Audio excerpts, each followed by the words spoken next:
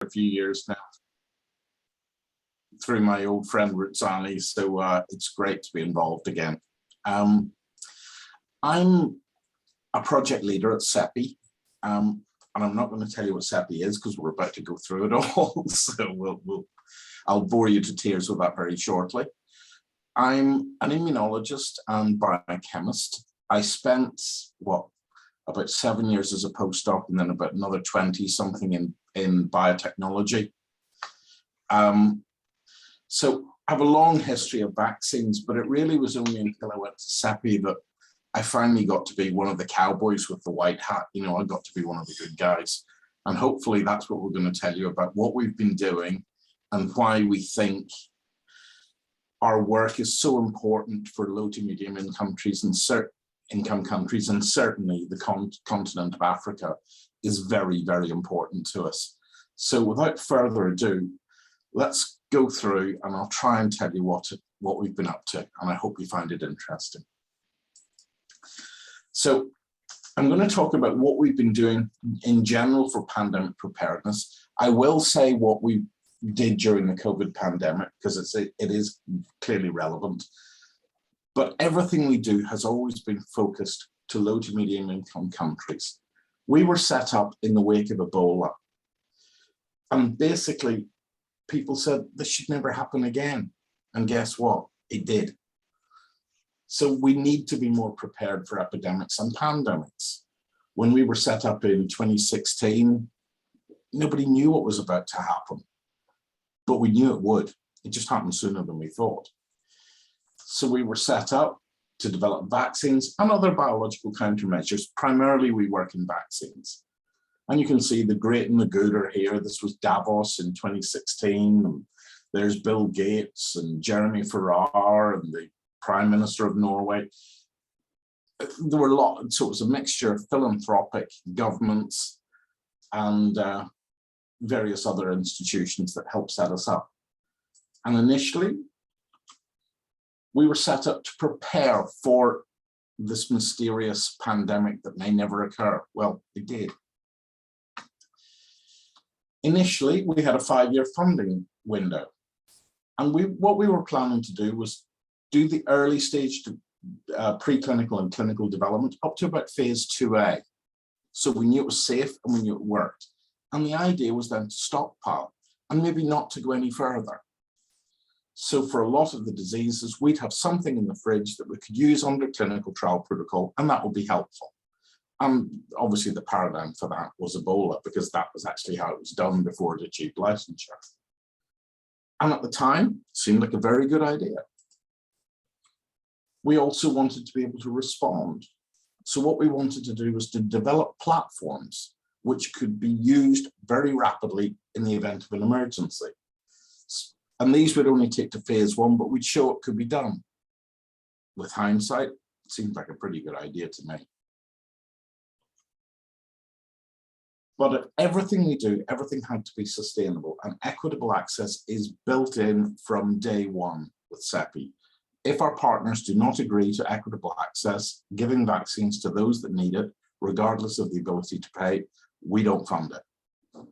That is a red line for us. We also needed to think about sustainable supply. If we do a stockpile, where do we put it? Do we put it in another country and fly it in? Do we prefer to do it locally? Do we have local manufacture? All of those things we had thought about, just maybe not quick enough. So our original priority pathogens actually came from the WHO blueprint list, which is a list of neglected diseases which have epidemic and pandemic potential, but largely have been ignored, and there's not a great deal of research in them, but they're clearly important, and people die, and it's not right. So we started off with our first call for proposal. That's what CFP stands for. We started off with Lassa. Obviously, Lassa fever is huge. Nipah, which relatively rare, but incredibly deadly. And of course, MERS, Middle Eastern Respiratory Syndrome. And guess what? It's a coronavirus. So when another one came along, we actually knew what we were doing. And obviously, these are the areas in which most of these are prevalent.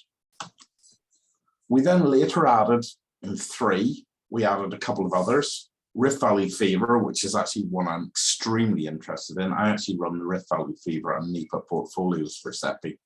And Rift Valley fever to me is incredibly important because not only is it deadly to humans, not massively so, but it also causes massive economic harm because of the effect on subsistence farming. We also added in chikungunya, which is not so much a high mortality, but it's got a very high morbidity. And then we also added platform technologies for disease X. What's disease X? Well, I think now we know. So I don't really expect you to read this, but what I wanted to show is most of these are in the preclinical and phase 1, phase 2 area. And there's Lassa, MERS, Nipah, Rift, Chick. There was a little bit of late stage development in Chick, but almost everything you can do, you can see is off to the left. But that was then, and this is now. After 2020, when the pandemic hit, we knew it was coming, everything changed. And it was very different for CEPI really, because if you think about it, most of the diseases we've talked about previously are really only diseases of low to medium income countries. COVID-19 didn't discriminate, it killed everyone. We heard yesterday, 15 million people may have died during the pandemic. So we needed a vaccine which was available to all. So that meant the stockpiling approach that we've done up to now really didn't cut the mustard anymore. It had to go to licensure. So how did we react? We had a network of experts who were able to move through this very quickly. I've sat in this room for the last nearly 3 years now, operating international consortia all over the world to try and get this done. We initiated those rapid response platforms I talked about. We initiated new calls for proposals, new people to come with us. We've got a vaccine, we'll develop it. We engaged with all the major non-governmentals, including the Gates Foundation, WHO, Wellcome, you name it, we spoke to them. We raised more funds. In fact, we probably raised another $1.5 billion that we've already spent. We have over 12 COVID-19 projects, I'll explain those in a minute, and a lot of other things we had to do as well. I'll explain that in a second. So we did have a bit of a head start because we're already funding MERS, which, as you know, is a coronavirus. That actually really helped. We also were funding platforms, again, which really helped. So we had a head start. We knew what needed to be done. It was just a question of doing it as quickly as we could. We actually have one of the largest portfolios of vaccines for COVID-19 in the world. We're quite agnostic about what we fund. The technology to us in many cases is irrelevant because you want as many shots on goal as you can get. We also had to harmonize the data, and that's really important.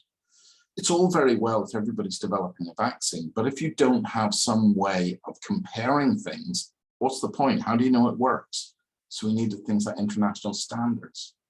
We needed to look at variants, and we'll talk later on about broadly protected. But through all of this, you've probably heard of the COVAX initiative. And the COVAX initiative was set up to ensure that the poor did not get left behind, which by and large, a lot of the time they did. We set COVAX up. So this is the same slide as I showed you earlier of where we were before the pandemic hit. This is once we added our COVID-19. And you can see, again, I don't expect you to read all of them, but you can see we're very much to the right of this graph. Late stage, phase 3, registrations, we really had moved on. It was an area we hadn't worked in before, but it was what needed to be done because that's how we had to get the vaccine out. This is a little bit more detail of what we did. And as I said, we were largely agnostic about the technologies.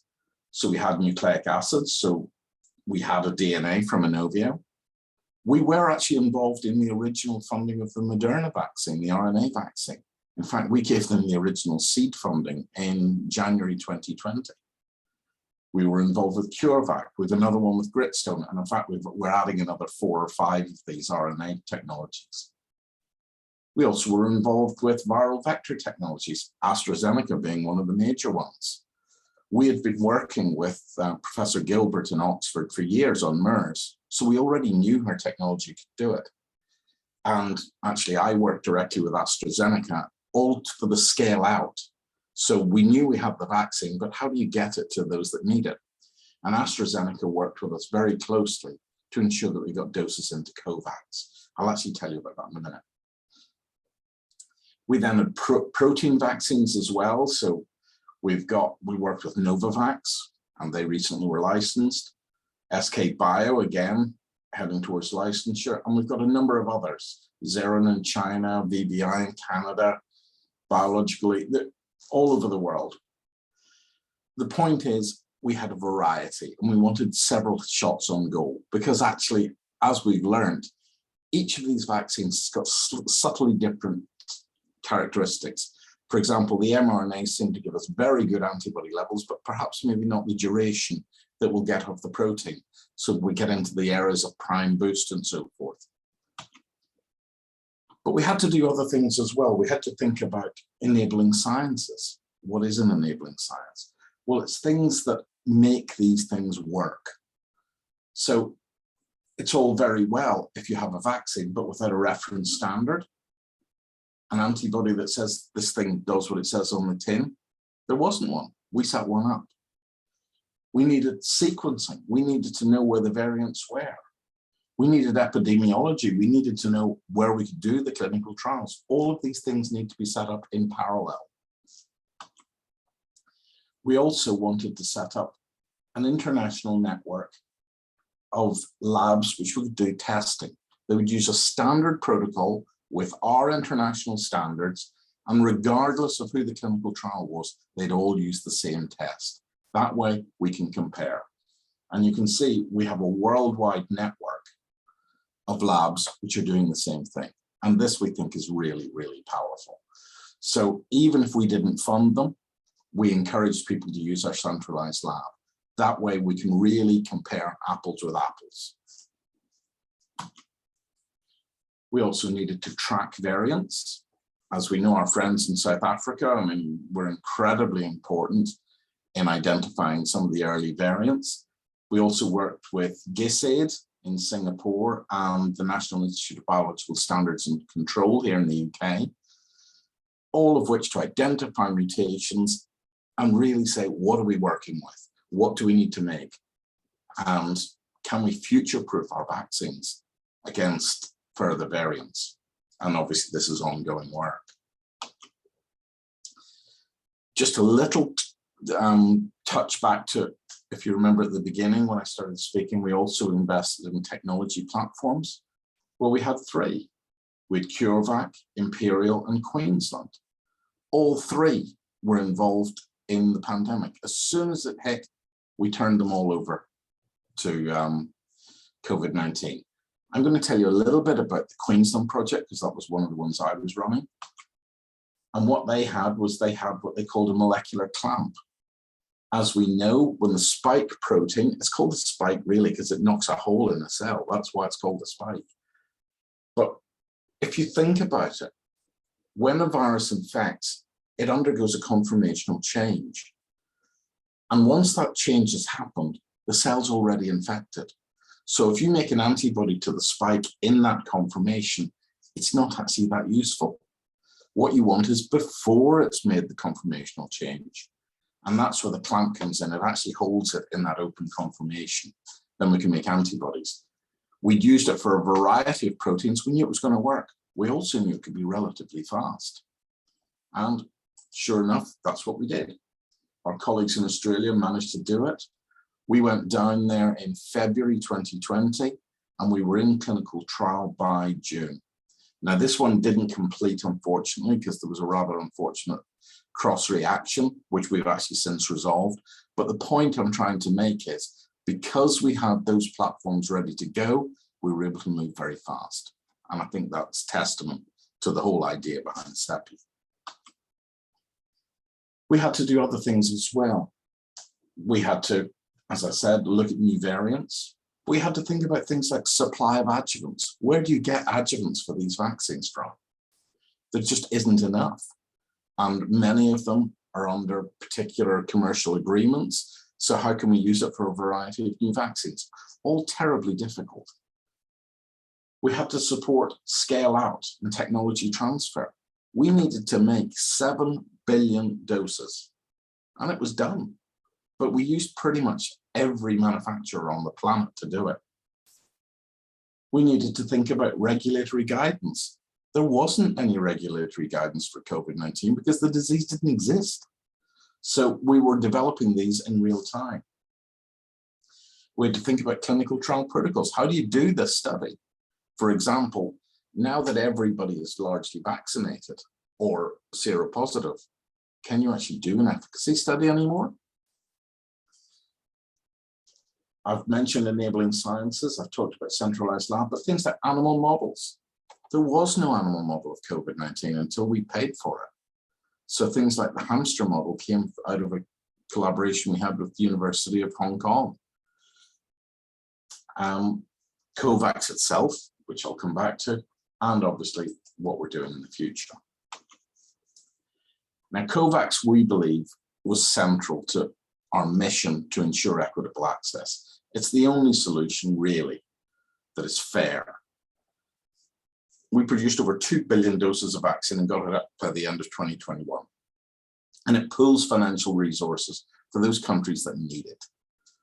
So the bigger countries pay in, the smaller countries, we ensure that nobody gets left behind. And we think actually COVAX could well be a model for going forward into the future. I'm showing you this slide because this is one I was involved with, and these are actually photographs that I was sent by our friends at AstraZeneca. This was the very first series of vaccines that had been released by SK Bio, who made the Oxford vaccine in South Korea. You can see here, they're the police outriders. This was the very first lorry that came out. At the time, this lorry was probably worth more than gold. And this plane was the very first series of vaccines that were sent out to Manila. So it worked. We actually managed to do it. As of yesterday, actually, COVAX has secured 2.8 billion doses, and we've at least shipped 1.5 billion doses worldwide, which is incredible. It was for countries that got left behind, and we said, no, that's not okay. And we did something about it. And this is real testament to how, when people work together, things can work better. So COVID-19 has given us somewhat of an opportunity. There is now political will to invest in health security, which perhaps there wasn't before. There absolutely has been a revolution in vaccinology and immunology.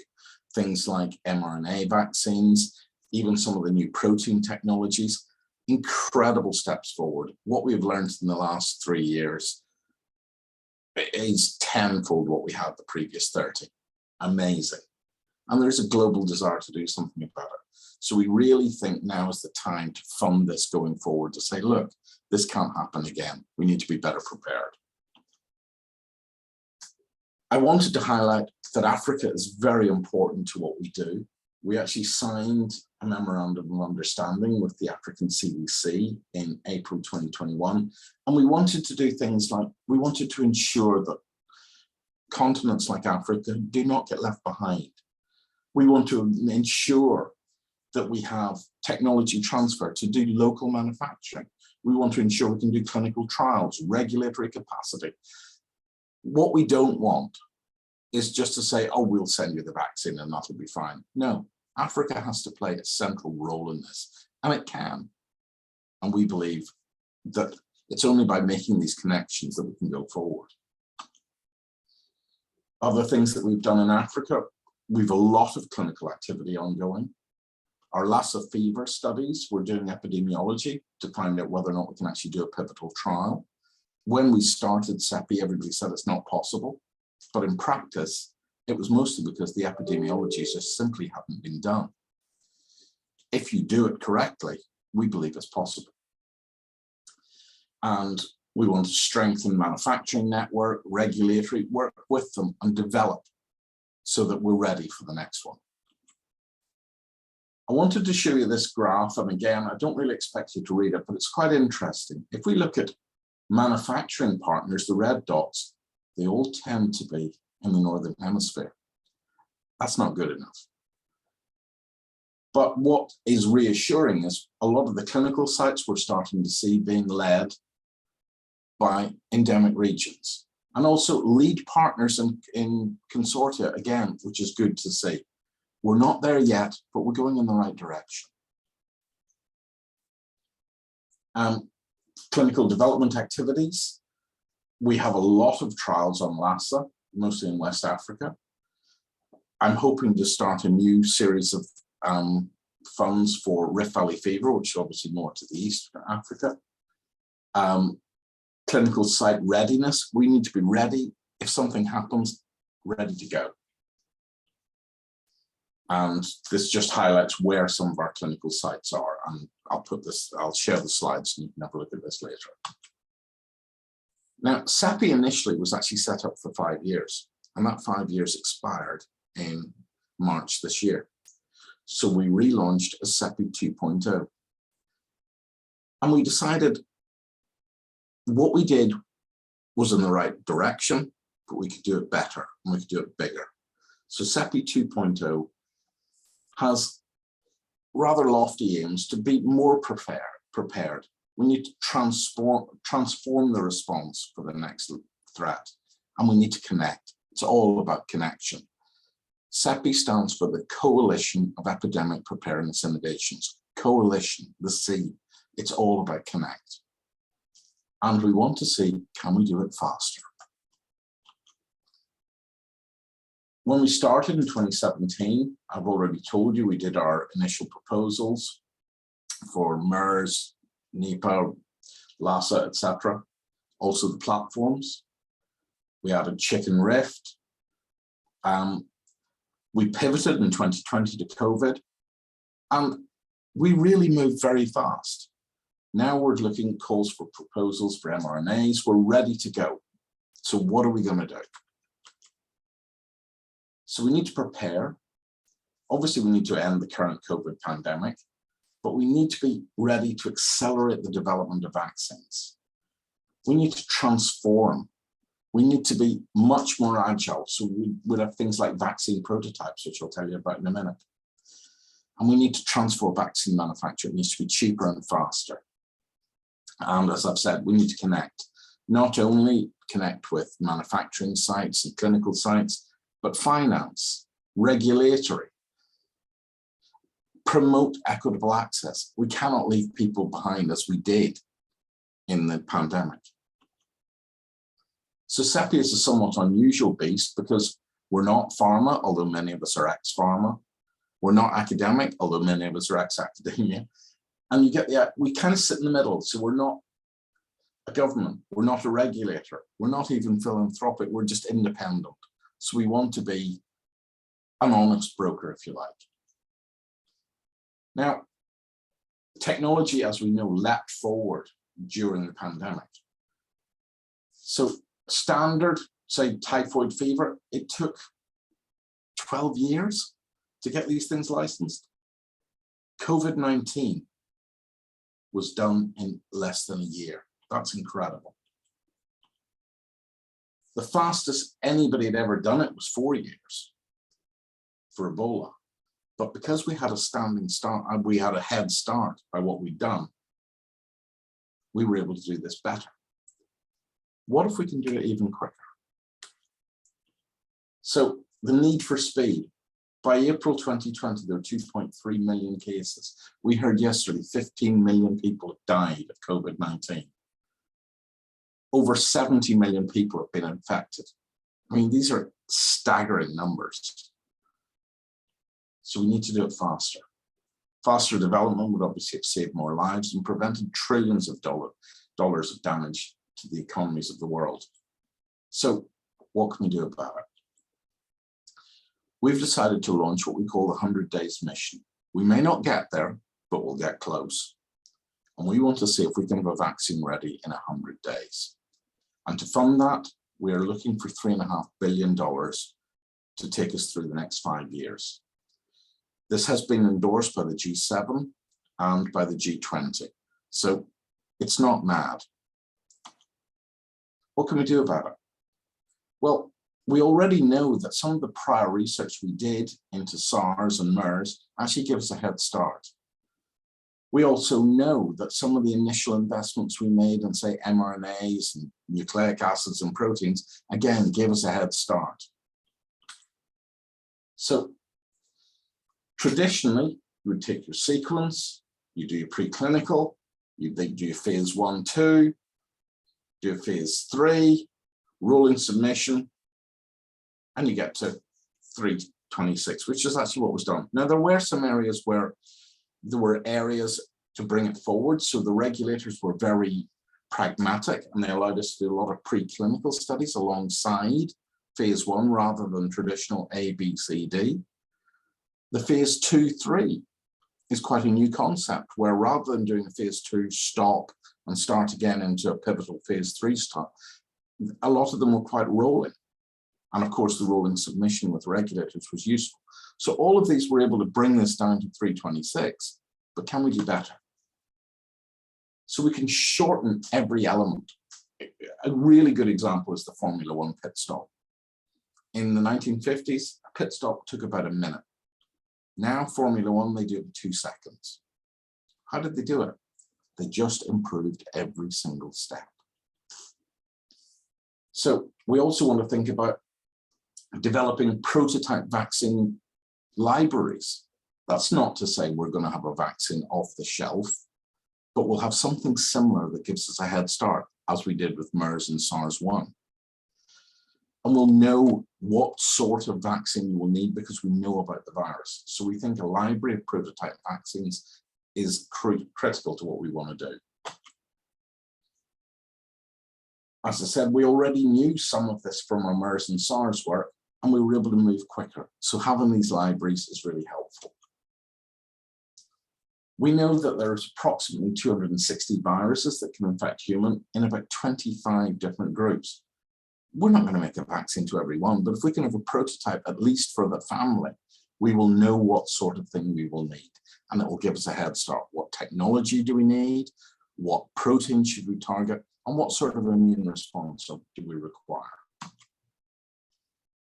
So currently we're prioritizing 10 virus families, which have got the greatest risk to public health. We will obviously expand that, but we're going to start with 10. Proof of concept within the next 5 years. It's a huge task, but we think it's possible. We also want to think about building manufacturing capacity closer to where outbreaks occur. So things like having manufacture in Africa. We can't just keep shipping things all over the world. It's too slow and it's not efficient. We need the countries where these things happen to be involved. So we're very much involved in technology transfer and building capacity. We also need to think about how do we do clinical trials. As I said, we've already discussed phase 2, 3 trials being quite fluid, much more agile than perhaps they've been before. The fact that the regulators allowed phase 1 and preclinical to run in parallel, all of these things really helped. And also, can we have a lot of platforms pre-approved, ready to go? So if the regulators can be on board with that, we can move faster. So what will it take? Early warning and learning system, alert systems. Is it happening? It took us a long time to get the information out of Wuhan. When did it actually start? So we did a lot of interviews with regulators, researchers, NGOs, and we put all this in our New England Journal of Medicine paper. And we published this, as you can see, in, I think it was March this year. And we can reduce the time further, but we need to do more. Access, though, is key to everything we do. We simply will not develop a vaccine that doesn't get to where it's needed. It has to be ready for where the outbreak occurs and not forgetting about those that need it most. vaccines need to be deployed in country or the region affected by the outbreak, regardless of the ability to pay. And it's a fundamental change in international collaboration, cooperation, which began during COVID-19, but we mustn't let people forget. Equitable access is key. And I think that's a good place to stop. Thank you for your attention.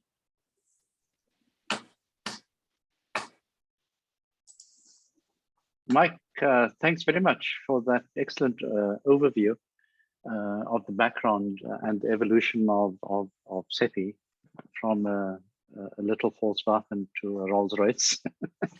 And hopefully it will go faster and join the F1 community.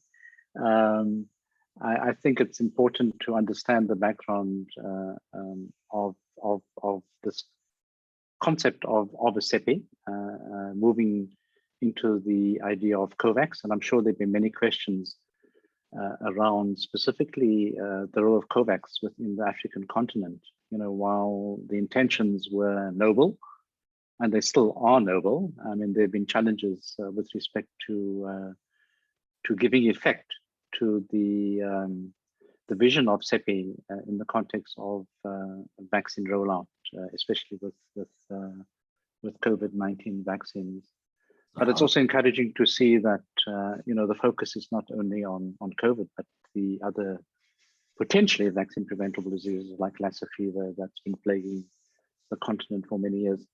So I'm sure there are going to be many questions, and if people can please post the questions in the Q&A box, and we'll come back to that after all three presentations have been concluded. So once again, Mike, thanks very much. So we're going to move on to Claire Cutlam now. Claire is from the University of Witwatersrand in South Africa, and she's going to talk about vaccinology capacity building for Africa's pandemic preparedness, the roles of universities and partnerships. So Claire, over to you. Thanks very much. Thank you so much, Craig. I'd just like to confirm that you can see my slides and in presentation right now. That's right. It's on. It's on. We can see. Excellent. Thank you very much for the opportunity to present and participate today. So, as Prof. Hussey said, my name is Claire Cutland. I'm the scientific coordinator for the African Leadership in Vaccinology Expertise Unit, which is the vaccinology flagship unit at Wits University.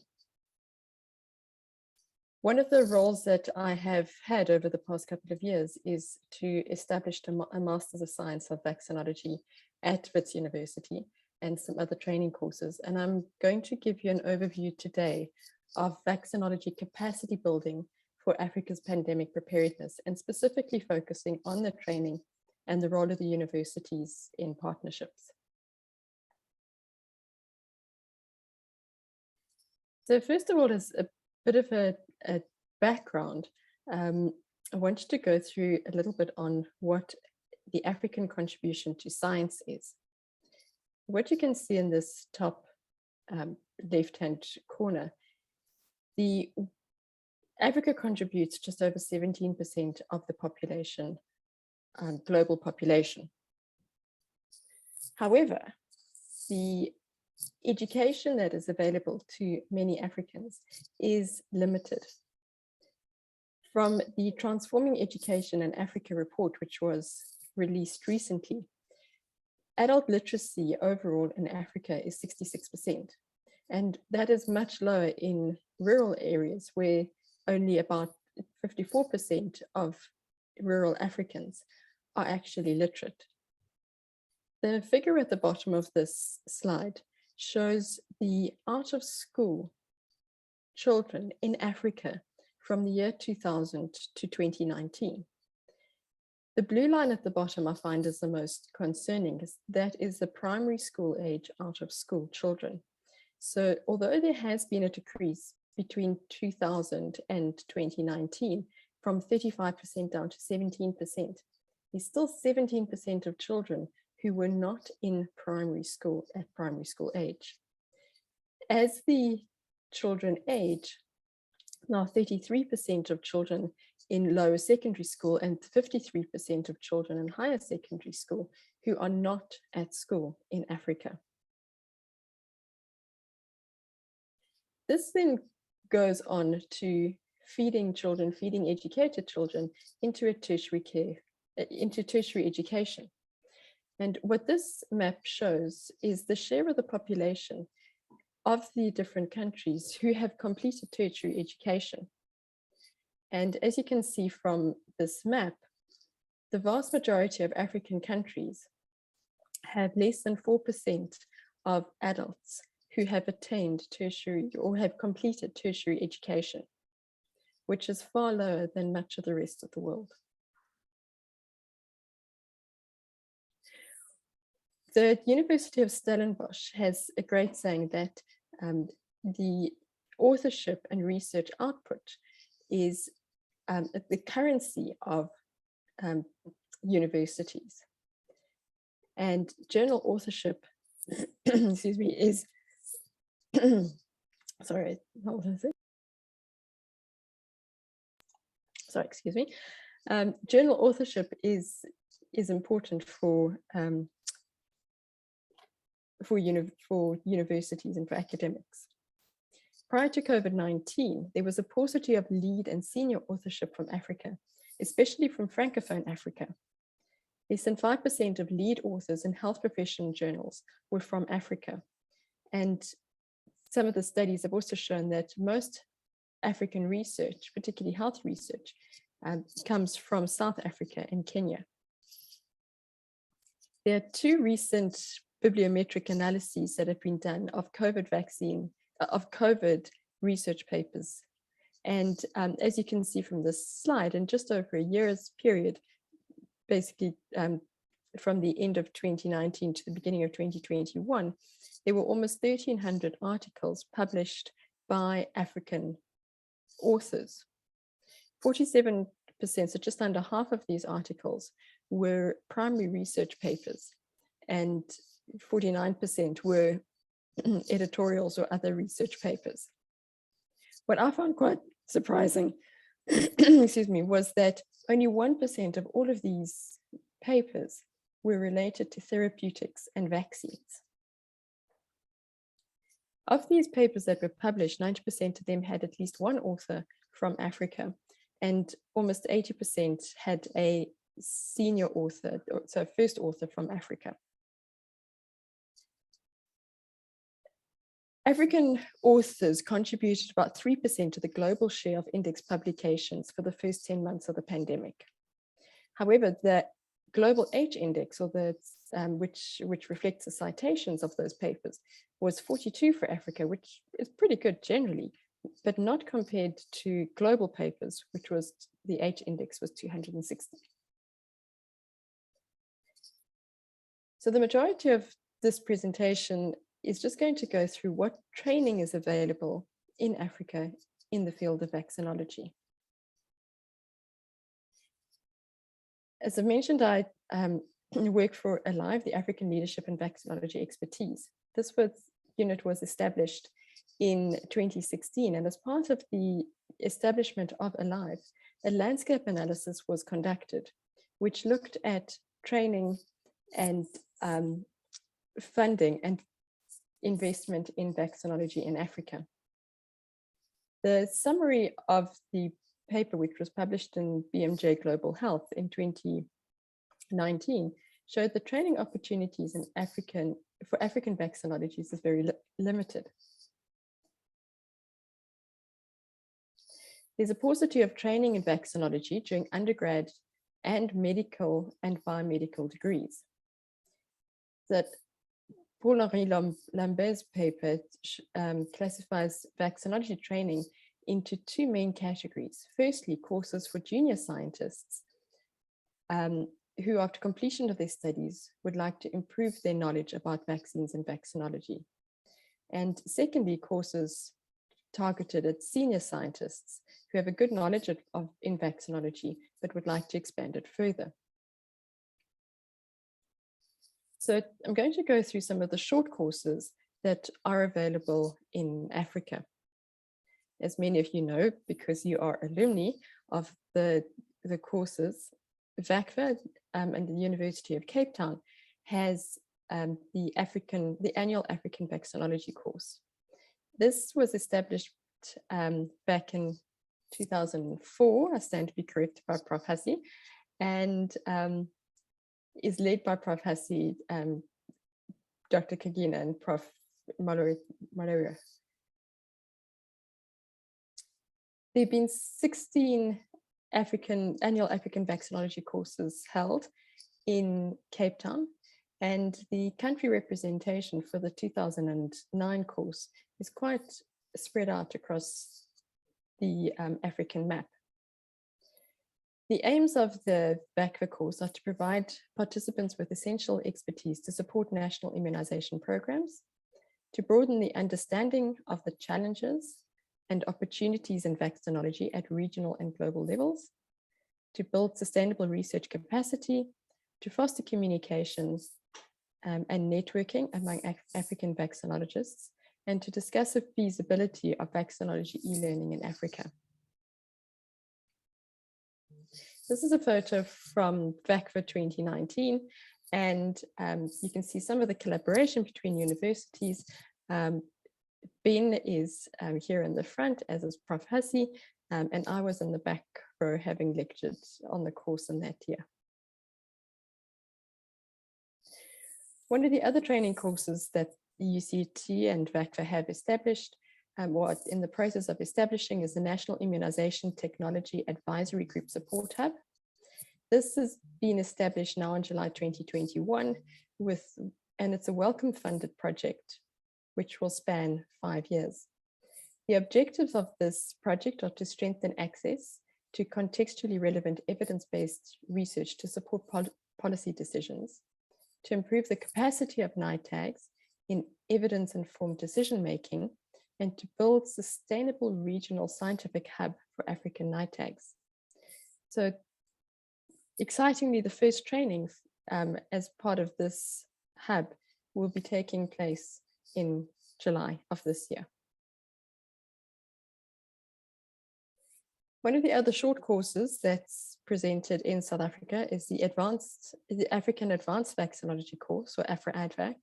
This is a course that I coordinate and run. We have got the 4th course, which is planned, tentative dates are in the middle of April for next year, and this will be held in Gauteng.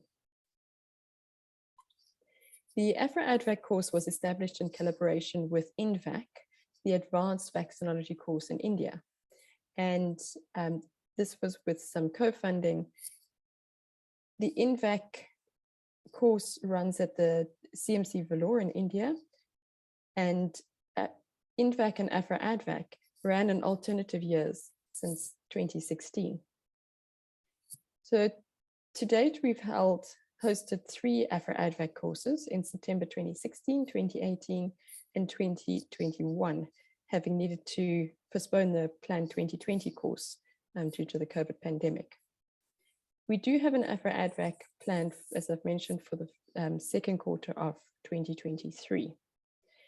One of the things that we are planning on doing in that course is including some faculty from Francophone Africa in particular, with the intention of training the faculty to take over and host a course to be based in Francophone Africa in 2024.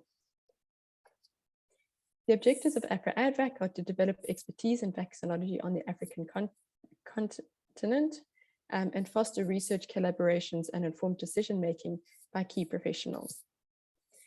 The AfroAdVac course is targeted at mid to senior level scientists, medical professionals, and public health specialists, and particularly people who have or are soon to have decision-making responsibilities. And this map just shows the 17 countries that were represented in the hybrid course that we ran in September 2021. We had 50 delegates who attended in person and another 20 who joined remotely. This map actually represents the countries from whom the in-person delegates hailed. The Jenner Institute, which is based at the University of Oxford, does host a vaccinology in Africa's master's level course every second or third year. This is a 5-day long course, and it normally switches between East and West Africa. It has been held, as you can see here, in Ghana, Kenya, Mali, Uganda, and the Gambia. And last year's course, 2021 course, was specifically dedicated to East African participants, and it was held virtually. The Sefako Makhata University has established a higher certificate in vaccinology, and this was established in 2019. It has 11 modules, which are taught almost entirely online, and it is developed to equip healthcare workers with theoretical knowledge and practical expertise necessary for running up-to-date clinics. The Sefako Makhata University with SAVIC also runs a vaccinator certification, and this is targeted at improving vaccine services during the COVID pandemic. SAVIC has made some really great slide presentations available in a Dropbox, which is available on their website and free to download. Additionally, they run a BCG training. It's a 3-part training, and it's provided free of charge. And there are CPD points, accreditation points that are available. And these are all available on the SAVIC website too. Just going to mention briefly the ADVAC course. This is a course that's run annually at Les Pensions in Annecy in France. The next ADVAC course starts, in fact, today. Next week, Monday. So obviously the applications for that have closed. It is a 2-week-long course, and it's targeted at decision makers in vaccinology. It has been running now for 22 years. And one of the reasons that I'm mentioning this is that the ADVAC course and NVAC course are modeled on the ADVAC course.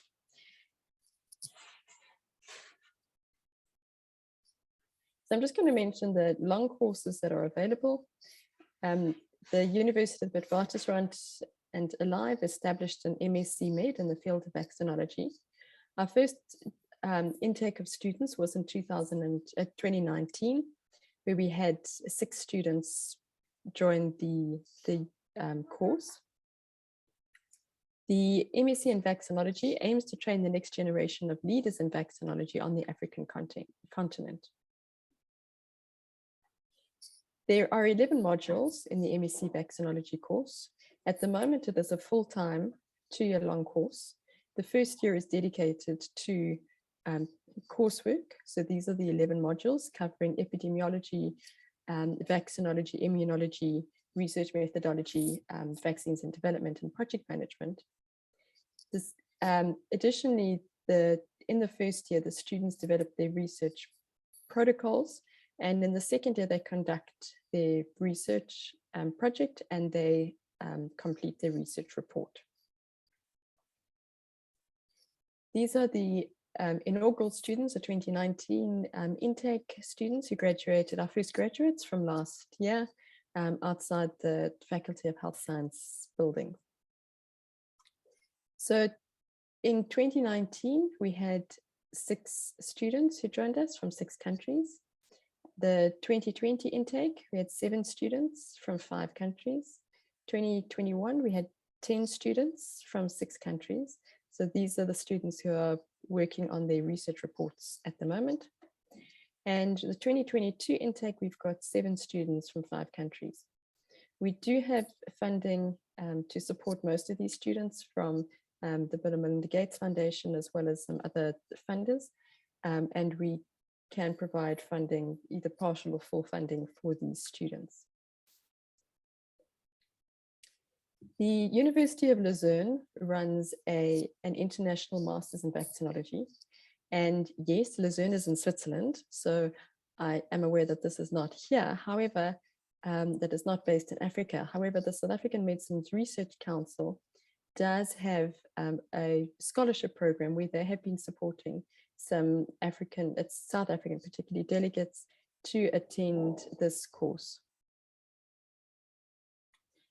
Just very briefly, I'm going to mention some of the clinical trials that the universities have been involved in supporting the COVID pandemic. For the COVID response, there's been multiple clinical vaccine trials that have been conducted in South Africa, and there have been clinical trials set up mainly in Gauteng, Western Cape and KwaZulu-Natal, but also some sites participating from the Free State and Limpopo. This photo is actually the vaccine research trial site based at Baragwanath Hospital in Johannesburg, and these are some of the Masters of Science in Vaccinology students who had the opportunity to participate and observe a lot of the clinical trial rollout. So some of the clinical trials, sorry, jumped a bit quickly there. Some of the clinical trials that have happened in South Africa for COVID include the Sisonke trial, which was a J&J trial, J&J vaccine offered to healthcare workers. Also the the ChAdOx in COVID-19, that's the Oxford AstraZeneca vaccine trial, which was conducted at 7 sites across Gauteng and the Western Cape. The Novavax trial, and there's been other spin-offs of these trials too. There's also been some other trials that have and are ongoing, but I'm not going to mention all of them at this point. Just to mention that I've started saying that authorship from Africa, there's been a paucity of authorship in Africa. What we have seen with a lot of these COVID vaccine trials is a lot of the papers that have been published in very high impact journals, and the long list of authors includes many authors who are based in Africa and in South Africa. These are just 3 examples of the articles that have come out from the Sisonke trial, as well as the Novavax and ChAdOx trials. So you might be scratching your head now thinking, well, I've done VACRA, I'm doing the VACRA refresher. Are there other trials, other courses that I would like to do or be interested in? One of the things, one of the places to go and look is this Global Vaccinology Training website. The International Collaboration on Advanced Vaccinology Training has been set up about 3-4 years ago. The logos on this are not quite finalized.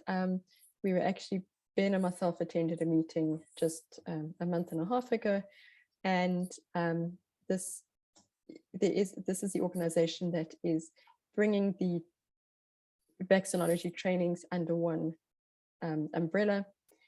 And it's really, this website is a portal where you can go to, you can select your region, you can select the language, and you can see what training is available. So with that, I'm going to stop there, just saying that education is the most powerful weapon which you can use to change the world. Thank you so much. Claire, thanks a million for that overview of what's happening on the continent with respect to short courses, and also what is available in terms of the sort of more detailed postgraduate courses like the one you're running at Alive and the other ones available overseas. And I'm sure you may get some requests for some of the alumni to maybe join your master's or even the PhD program at your university and other potential universities as well. I think the important point you highlighted was the need for capacity development in terms of vaccinology generally. And it links quite nicely with what Mike was talking about in the first lecture in terms of what CEP is also trying to achieve in terms of capacity development, in terms of strengthening clinical trial capacity and technology transfer. So I'm sure we'll pick up some of those issues in the discussion. So thanks once again, very much for that overview. So we'll go on to the last presentation for today, and that's by Ushma Mehta. Ushma is going to talk about a very important issue in the context of safety monitoring during COVID. And as we all know, this is a vital part of the vaccine development pipeline. So Ushma, over to you. Thanks very much. Thanks, Greg, and thanks for the opportunity to present on this area. So just a brief background about myself. I'm the Deputy Director of the Center for Infectious Disease, Epidemiology and Research, but my real background is actually in pharmacovigilance, drug safety. I'm one of the members of the Global Advisory Committee for Vaccine Safety, the subcommittee for COVID-19 vaccines. And the presentation I'm going to be giving is a bit provocative and hopefully will challenge us in terms of seeing the importance and value of vaccine safety surveillance as a fundamental part of this pandemic preparedness. So I'm going to just share my slides, see if you can see me, see my slides. There we go. Hopefully that's, can you see my slides now? Yes, fine, Ushma, yes, thanks. perfect. Great. So what is the purpose of vaccine safety monitoring or adverse events following immunization surveillance? Some would say it's to protect the immunization program, to protect the vaccine. These are some of the objectives that have been, that are obviously part of our vaccine safety monitoring systems, to reassure the public that the vaccine is safe, to understand the safety profile of the vaccines, because at the time of licensing, a limited amount of information is available on the safety profile of the vaccines, to protect the vaccinee from risks of vaccine-related harm, and lastly, to protect the vaccine manufacturer in cases where problems arise. So how would we prioritize the above objectives? And I would challenge us to think about what is really the purpose of vaccine safety surveillance. Where do we place our resources, and what kind of system do we see evolving from our objectives? How do we measure and decide whether a vaccine is safe? Who decides that? When is this decided? Where is this decided? In which part of the world? Based on which data? And who really should be measuring and deciding this? Is it the immunization program? Is it the regulator? Is it someone else who's independent of both those organizations? So these are really just questions that I'm throwing out so that we can really consider what the purpose of what we're doing is, because sometimes one gets the sense that the objectives are somewhat confused by the design and the investment that's been placed on vaccine safety surveillance.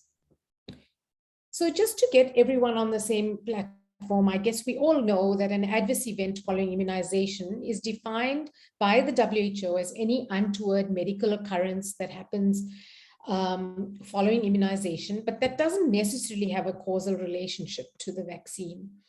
So it includes a vaccine reaction, which is something that's inherent to the properties of the vaccine itself, a vaccine quality defect related reaction, which could also involve a quality defect with the device, immunization errors related to inappropriate storage, handling or prescribing or administration of the vaccine at the point of care, immunization anxiety-related reactions about concerns or that arise from the anxiety about the immunization, and coincidental events, which is usually the majority, but of events that are reported based on causality assessments that are done on these cases. But really, it's important to not confuse an AEFI with a vaccine reaction, and that the point of the word AEFI is really to allow us, to give us the space to really explore the causal relationship and the cause of the event. In the time of COVID, in 2021, Merriam-Webster's word of the year was vaccine. The word had to be redefined to factor in the novel mechanisms in which the mRNA triggers the immune system, but also because it's been the cause of intense debate about human rights, personal choice, political affiliation, health inequality, and so much more. In terms of safety monitoring, multiple vaccine products are being used interchangeably with flexible dosing intervals, and initially in populations with high comorbidities, so the elderly, patients with other comorbidities that put them at risk for the disease, for severe disease. Reliance mechanisms will not work very well if different vaccines are made available in low and middle income countries compared to those available in high income countries. We can't just rely on the evidence that comes from the global north. Decisions around whether or not to suspend a campaign when a new signal arises in the early stages of the rollout is challenging, to say the least. And most countries, the health budgets are shifted towards purchasing the vaccine without much investment in vigilance activities or risk communication or preparing frontline workers to know how to address the concerns of potential vaccinees. In this context, we have seen a sharp rise in adverse events following immunization reporting that's left immunization programs and regulators inundated with work to evaluate and meaningfully respond to each of these cases. One would call this an infodemic. But if you really look at this infodemic, this is just a table that I developed based on the vaccines that are commonly used for COVID-19. And as you can see, other than the last two, all of these are pre-qualified by WHO. But if you look at the vaccines that are available in high-income countries, you will see that it's a small number of those, and that the signals that are reported with any COVID-19 vaccines are largely or actually exclusively related to the vaccines that are available in high-income countries. So someone would look at this and say, well, are high-income countries using less safe vaccines than those that are exclusively used in low-middle-income countries? So, of course, the point of this slide is really to say that the absence of evidence is not evidence of absence. And it really points to the lack of adequate surveillance and post-marketing surveillance of these vaccine candidates in low and middle income countries. And of course, there may be very different safety concerns with the vaccines that are predominantly available in high income countries, in our low income country settings with different patient populations. In terms of the COVID-19, in terms of the current status of AEFI surveillance in Africa, the African Union did an assessment of the contribution of AEFI reports to the global Vigibase database. Pre-COVID, less than 1% of all AEFI contained in Vigibase were from African countries, which is a region that represents 17% of the world's population. More than 95% of these AEFIs were only generated by 10 of the 55 African countries. Tanzania and Ghana were the only two African countries that qualified at level 3 maturity rating for their pharmacovigilance systems for regulating health products. The rest had lower ratings. COVID-19 vaccine readiness scores for WHO Afro countries was only at 44% in January 2021. And siloed pharmacovigilance systems without adequate stakeholder engagement and integration with other regulatory activities was the order of the day in most of these countries. More so with countries with these weak regulatory systems, substandard and falsified vaccine products have been identified, which is really quite a public health risk. So what would an ideal or the AEFI surveillance strategy look like for a particular country? So what is the baseline is passive surveillance, and that's just having a system in place that allows health professionals to report adverse events following immunization. Now, during COVID-19, we saw a real improvement in passive surveillance, especially in, I think, 4 African countries where this Med Safety app, which was developed by the United Kingdom's MHRA, was introduced. And this allowed for mobile-based reporting of adverse events following immunization. But in very much the rest of Africa, paper-based reporting, which is very slow and inefficient, continues to be the standard of reporting. In this system, one does rely on good quality case investigation, following up the case, making sure that all the relevant clinical information is gathered to assess the causal association with the immunization. In the case of Zimbabwe, and I'm not sure, but I think there are other countries, Nigeria included, a system of stimulated passive surveillance has been introduced or is being piloted.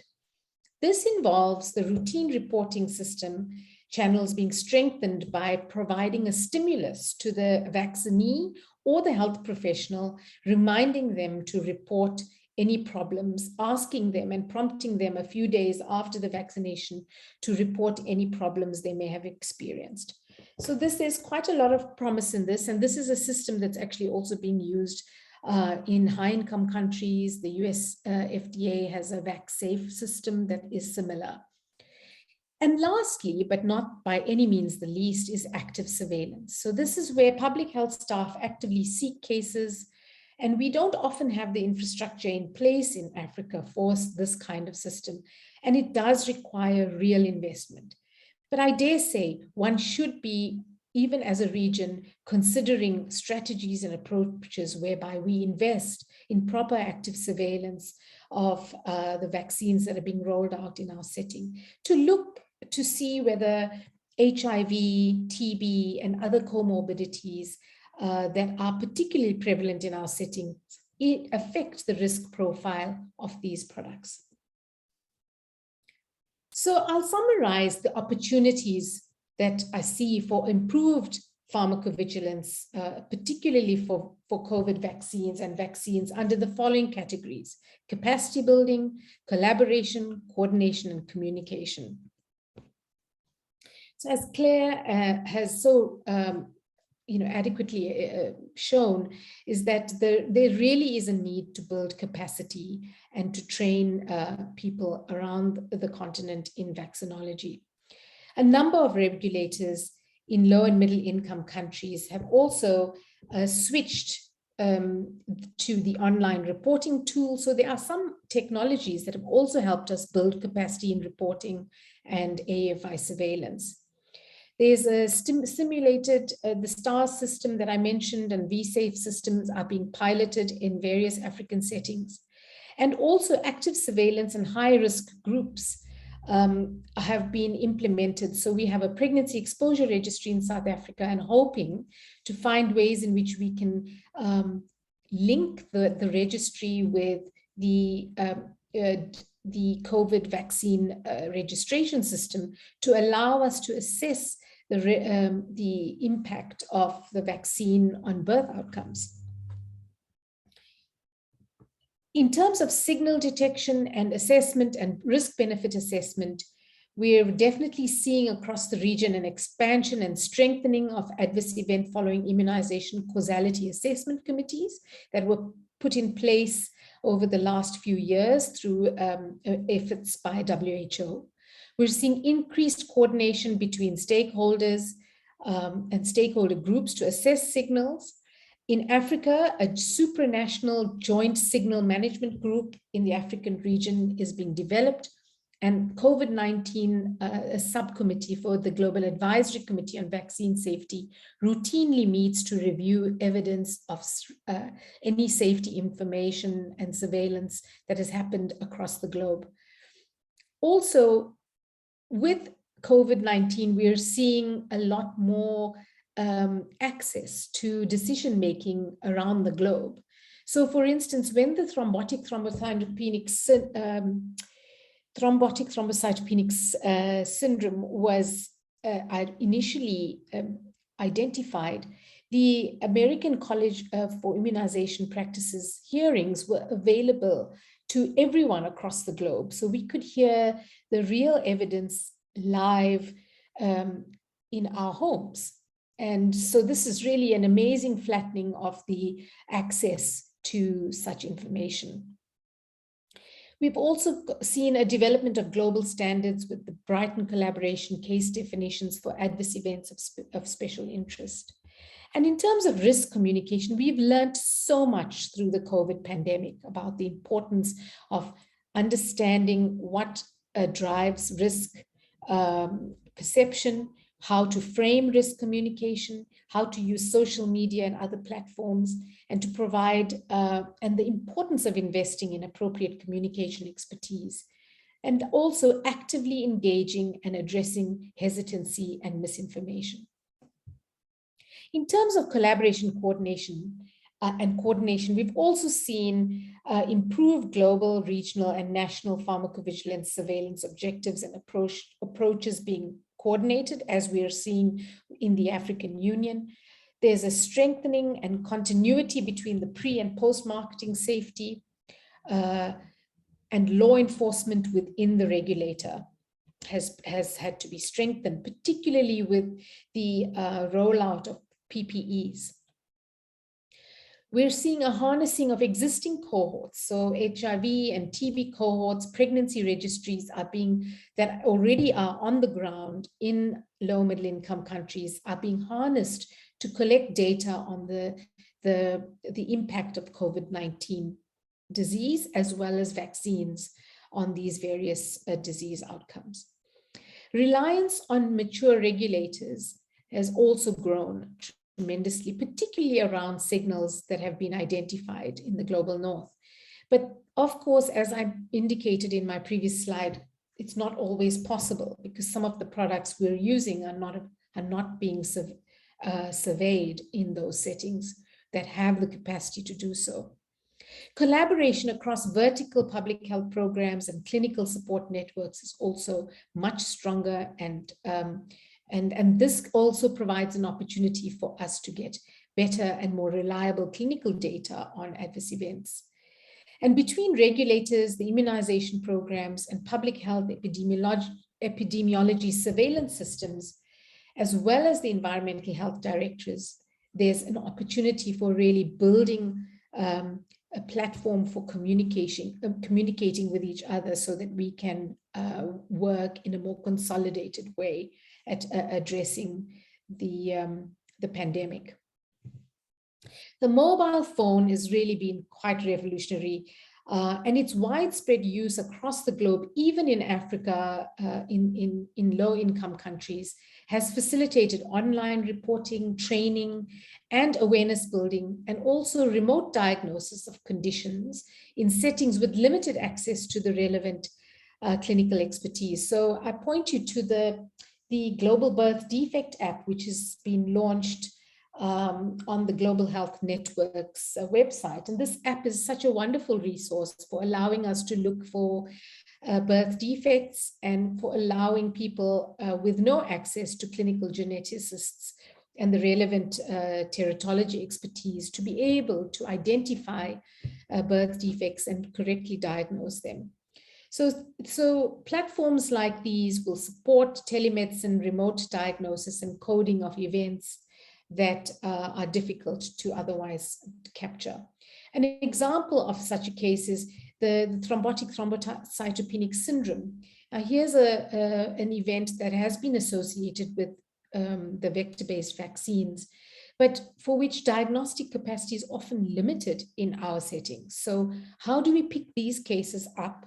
And also in terms of the management, some of the treatments, the non-heparin-based anticoagulants, are not even available in our essential medicines list. So the management of such events is also much more challenging in our settings. Now, turning to communication and vaccine hesitancy, there's a lot of discussion and the sense that vaccine hesitancy is often about conspiracy theories.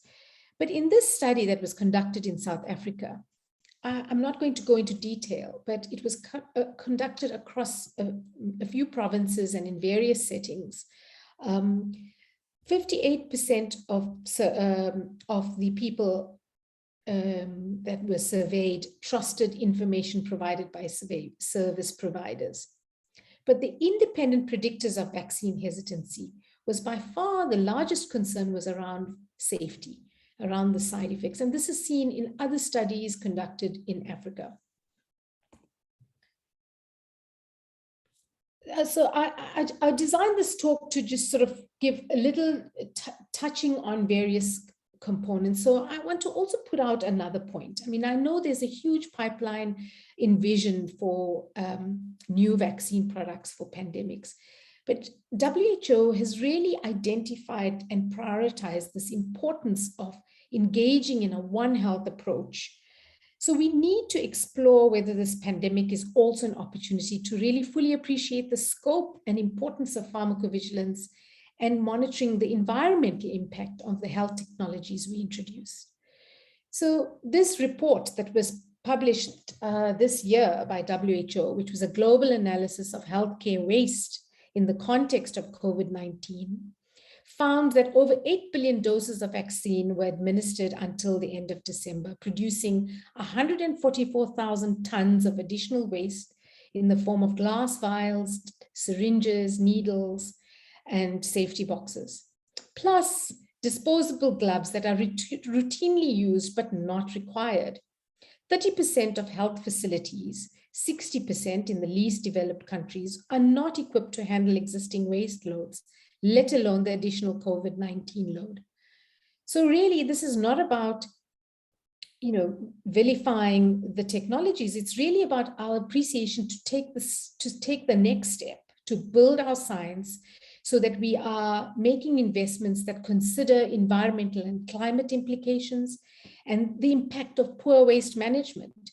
And that part of the pipeline must include improving the way we waste management systems and improving the post-marketing handling of these products.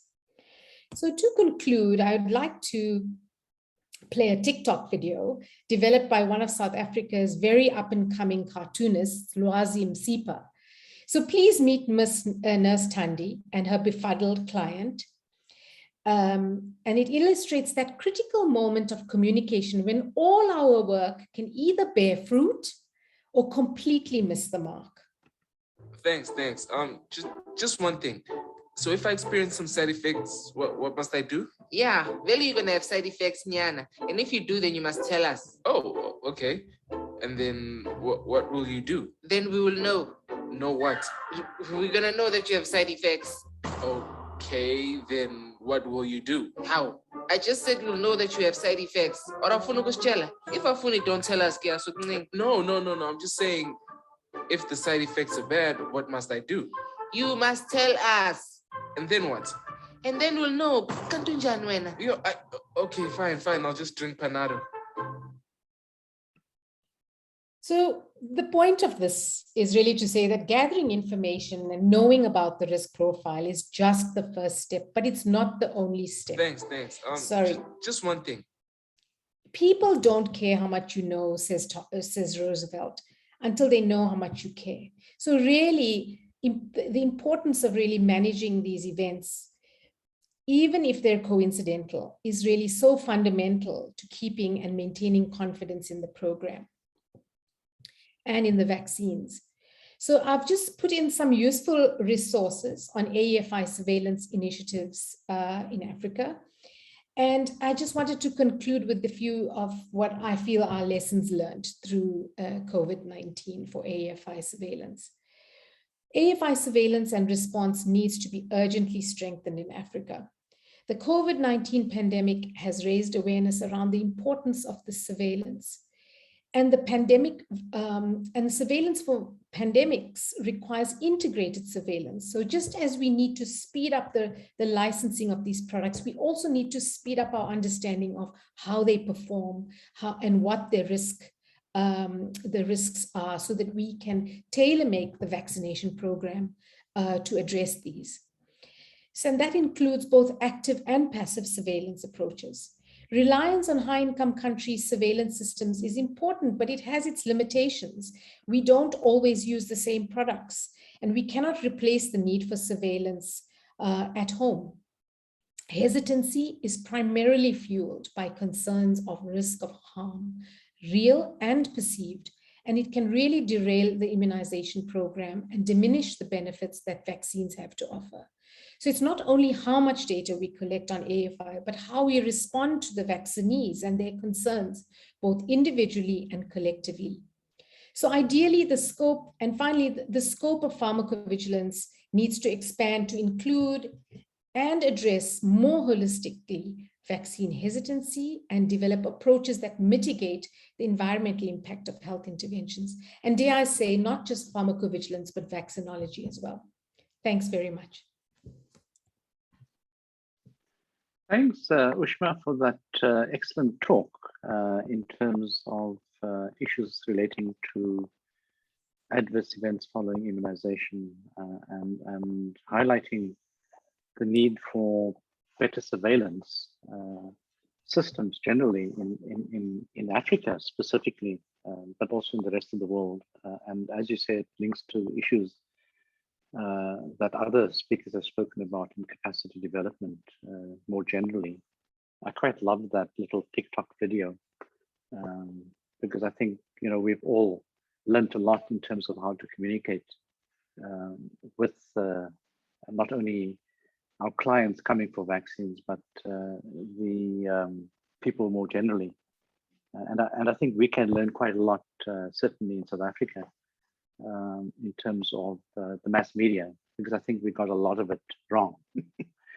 So thanks very much for that, and also for the need for promoting pharmacovigilance in general. And I'm sure there are going to be quite a few questions in relation to this topic more generally. So we do have some questions in the Q&A box, and I think the first, in fact, all of them are for you, Mike. So Iya Conde has raised the issue of why is Guinea not part of the Lassa fever trial program, as Guinea is going through quite a big Lassa fever outbreak at the moment. So do you want to respond to that first one? Absolutely, and I actually took the opportunity during Claire's talk to actually get my facts right on this before I responded. It actually doesn't work like that. Guinea was very much involved in the regulatory panel that we had about how we were going to roll out a vaccine. The way CEPI works is we have partners, and the partners will be in a particular country. It just so happens there isn't one in Guinea. That's not to say that they wouldn't be involved. They absolutely will be, but it's up to whoever the partner is on the ground developing the vaccine. However, from our perspective, obviously we want to make it available to everyone. And so Guinea were very much involved in the regulatory approval for it. So it's more a quirk of how we set up the project rather than not being involved. That's just simply not correct. Okay, good. Yeah, I hope that gives you some comfort to say that Guinea has been involved and is involved. And then there was another question to you, Mike, about could you give a brief outline on some of the issues to put in place to ensure quick and large-scale availability for mass vaccination in a pandemic threat? Yeah, this is a terrific question, actually, and it kind of speaks to what I was talking about earlier on about why did we not just choose one technology and get on with it? I mean, the easy answer is choose mRNA. We know Moderna is already building a facility in Africa, and that's fantastic. But is it the only one? We don't think so. So what we're going to find is that there's going to be different technologies for different viruses. And in order to future-proof that, we don't want to say, right, we're just building an mRNA facility and that's the end of it. You don't need anything else. We think that's highly unlikely. So it's really about ensuring that we have a network that we could use depending on the need. So one of the things CEPI has at the moment is we're building a network of manufacturers, particularly in low to medium income countries, although not exclusively, using the DCVMN, the Developing Countries Vaccine Manufacturing Network. And the idea is to have capacity for everything. So you'd have capacity for RNA vaccines, you'd have capacity for protein, you'd have capacity for recombinant viruses. And it really is all about future proofing. If we say we're just going to build one facility and that's going to be the end of it, that doesn't help anyone. So not only do we want facility, but we also want to do things like training. And so we're very interested in bringing in partners from LMICs to some of our high-income countries to actually learn how to do it and take that technology back, because we really don't think we steer away from safari science, if you like, where, oh, here's the answer and just be grateful. That's not okay. That's not how we do it. We want to engage with our partners in country, but give them what they need. So to say that we're ready with one technology, we actually think would be a mistake. So it's a little more nuanced than that. I hope that gives you some comfort with what I was referring to. Thanks, Mike. Joshua, I hope that answers your question. If not, please just raise your hand or pipe in on the discussion. I think the other issue in terms of the question, which Joshua may have alluded to as well, is the sort of operational issues in relation to setting up mass vaccinations in a pandemic environment. And I think Africa has done well in a sense with the setting up and the doing of the mass vaccination campaigns. And I mean, a good example would be the meningococcal A rollout in the meningitis belt, where, you know, literally millions and millions of people were given the Men-A vaccine. And then there are also other examples of, you know, the mass polio vaccines and the measles vaccines. So I think from an operational side, there isn't an issue. I think Mike's discussion related to the sort of more technical aspects. So I think we need to get all our bases sorted out. So Mike, while you have the floor, I mean, I had an interesting thought here. Ushma was talking about all the thousands, I think she said, what, over 150,000 tons of glass waste, and let alone the plastic waste that's polluting our seas and the mask waste that's polluting our shores. What about other new technologies for making vaccines, like, you know, plant-based vaccines, where we can eat a banana, for example? I was really hoping you'd ask me about this. Yeah, we agree. I mean, at the start of the pandemic, we needed 7 billion glass vials. There are not 7 billion glass vials on the planet Earth. That never actually happened. Most of them were multi-dose vials. So at the very beginning, like particularly when we were working with AstraZeneca, we were looking at 20R vials, where we would be loading them with maybe 17 or 18 doses. So that automatically reduces it by at least a power of 10 and possibly more. But we're also looking at new technologies, and we funded quite a lot of that in terms of injection systems where you could have thousands of doses, but given sterile each time, where it's all connected to a delivery system. So you don't even need glass vials, but absolutely, we totally agree. The current system is not really fit for purpose. But all of this are things that needed to be thought sort of after the event. I mean, I know at the beginning, we decided, how on earth are we going to fly all these vaccines all over the world? Think of the carbon footprint of that. It's awful. And this comes back to the question that Joshua asked earlier on. I mean, if we had it locally, why are we flying it at all? Why don't we just make it where it's needed? So there's lots of things that come together in this, but it does require a change in technologies. So I think that's part of the answer. Thanks, Mike.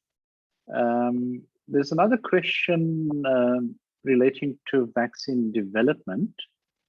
We'll come back to Dennis's question in a minute, but there was a question in the Q&A regarding vaccine development. The general public always asks the question such as, can't the approach to COVID-19 vaccine development be applied to other diseases like malaria, HIV, etc.? Mike, I think this question is really for you as well. Yeah. And I think you highlighted this in your presentation early on in terms of the platform. So maybe if you can just comment again. Sure. In terms of platforms, yes, I mean, that's the whole idea, be ready for anything. Malaria is a tricky one. I mean, it's a much more complicated disease than viral diseases.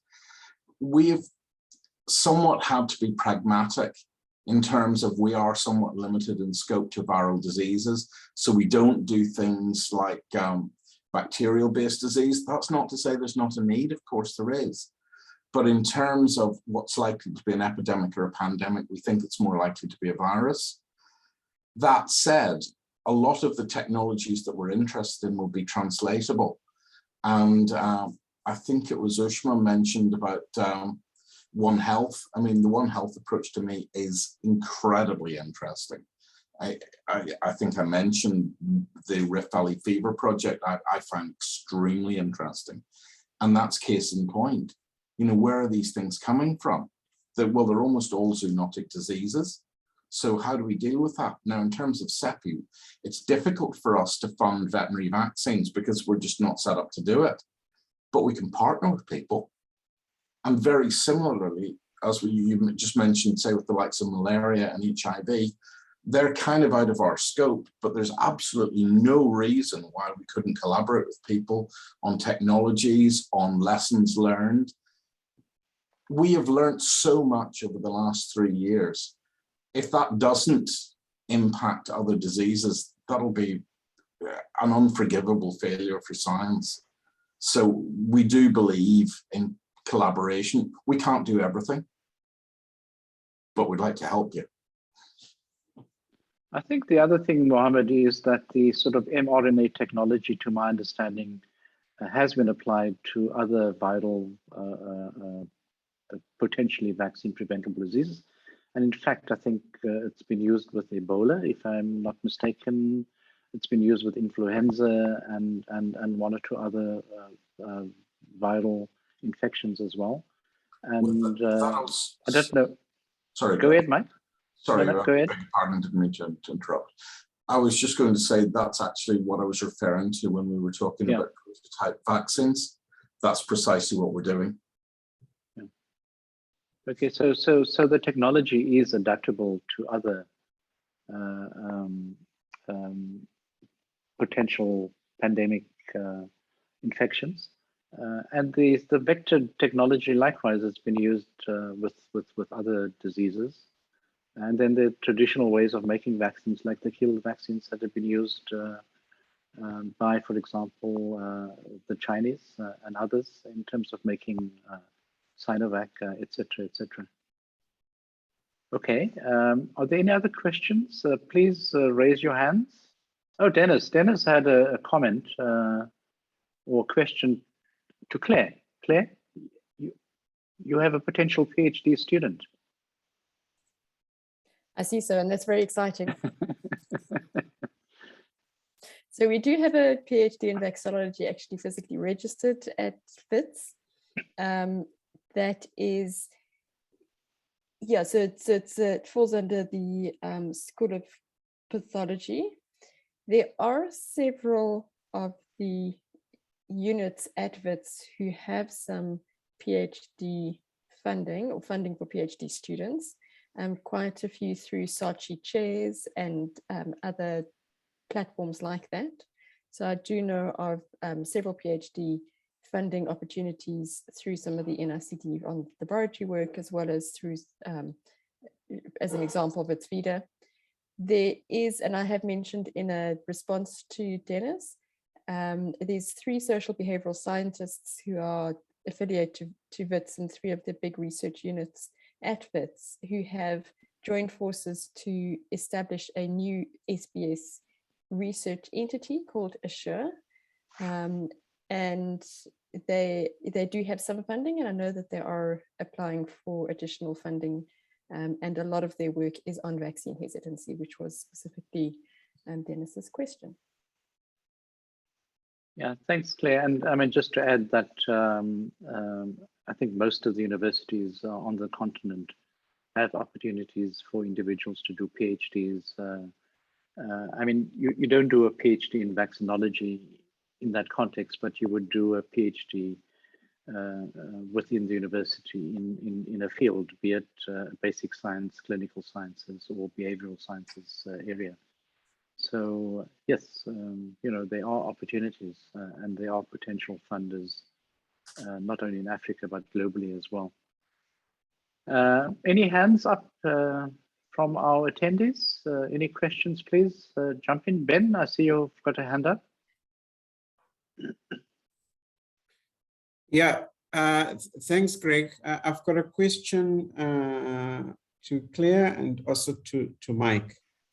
So for Claire, Claire, you flagged that Kenya and South Africa are the 2 countries in Africa that have quite high output for vaccines research.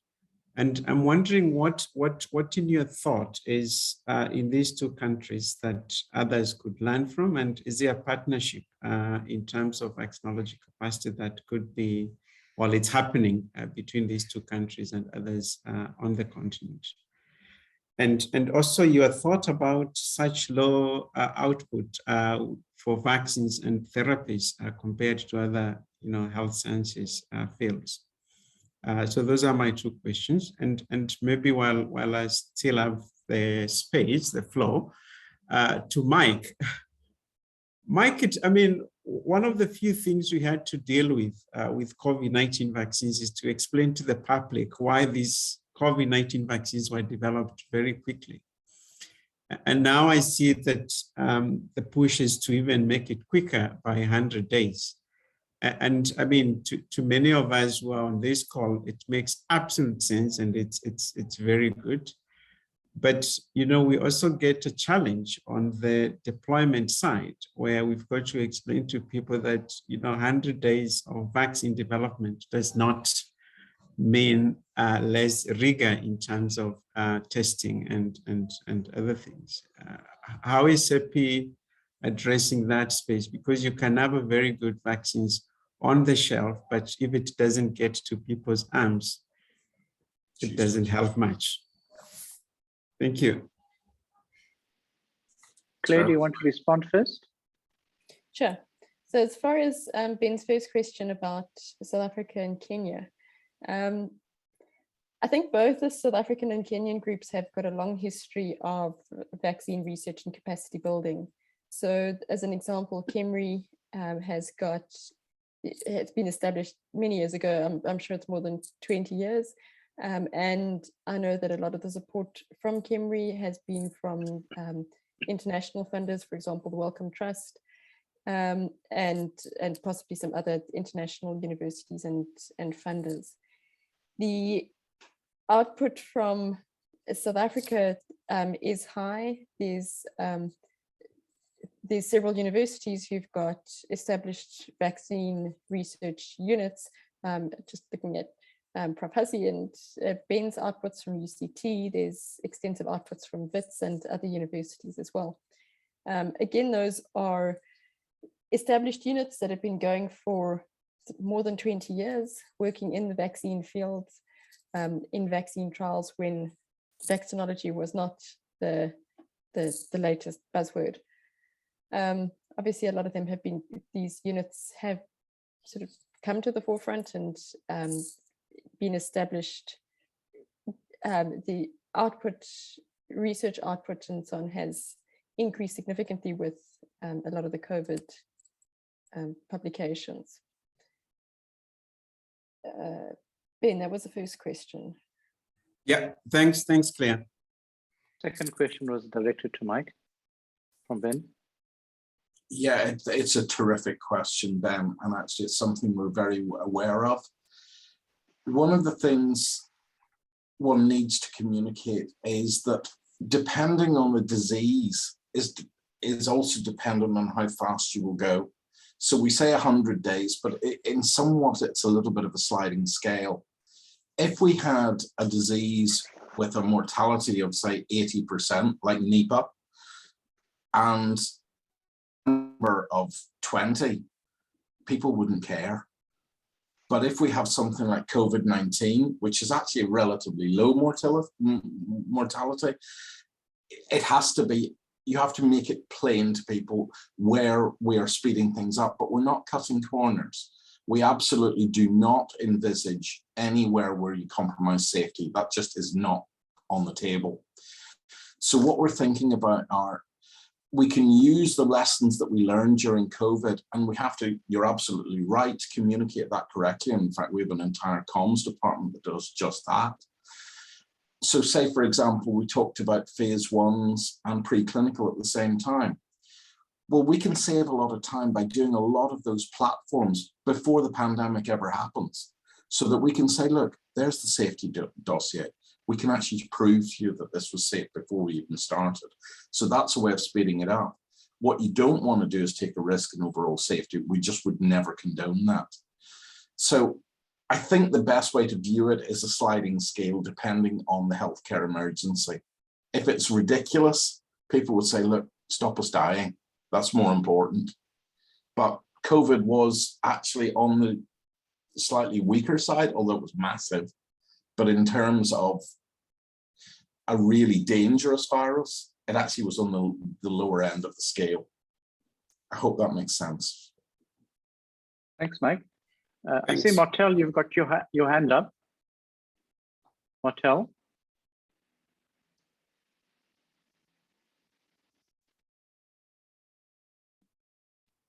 I see he's in. I think Ushma had a question as well. Yeah, Ushma, I'll come back to you in a minute. Can we unmute the participants? Okay, we've asked Martel to just unmute himself. Please do that. Hello.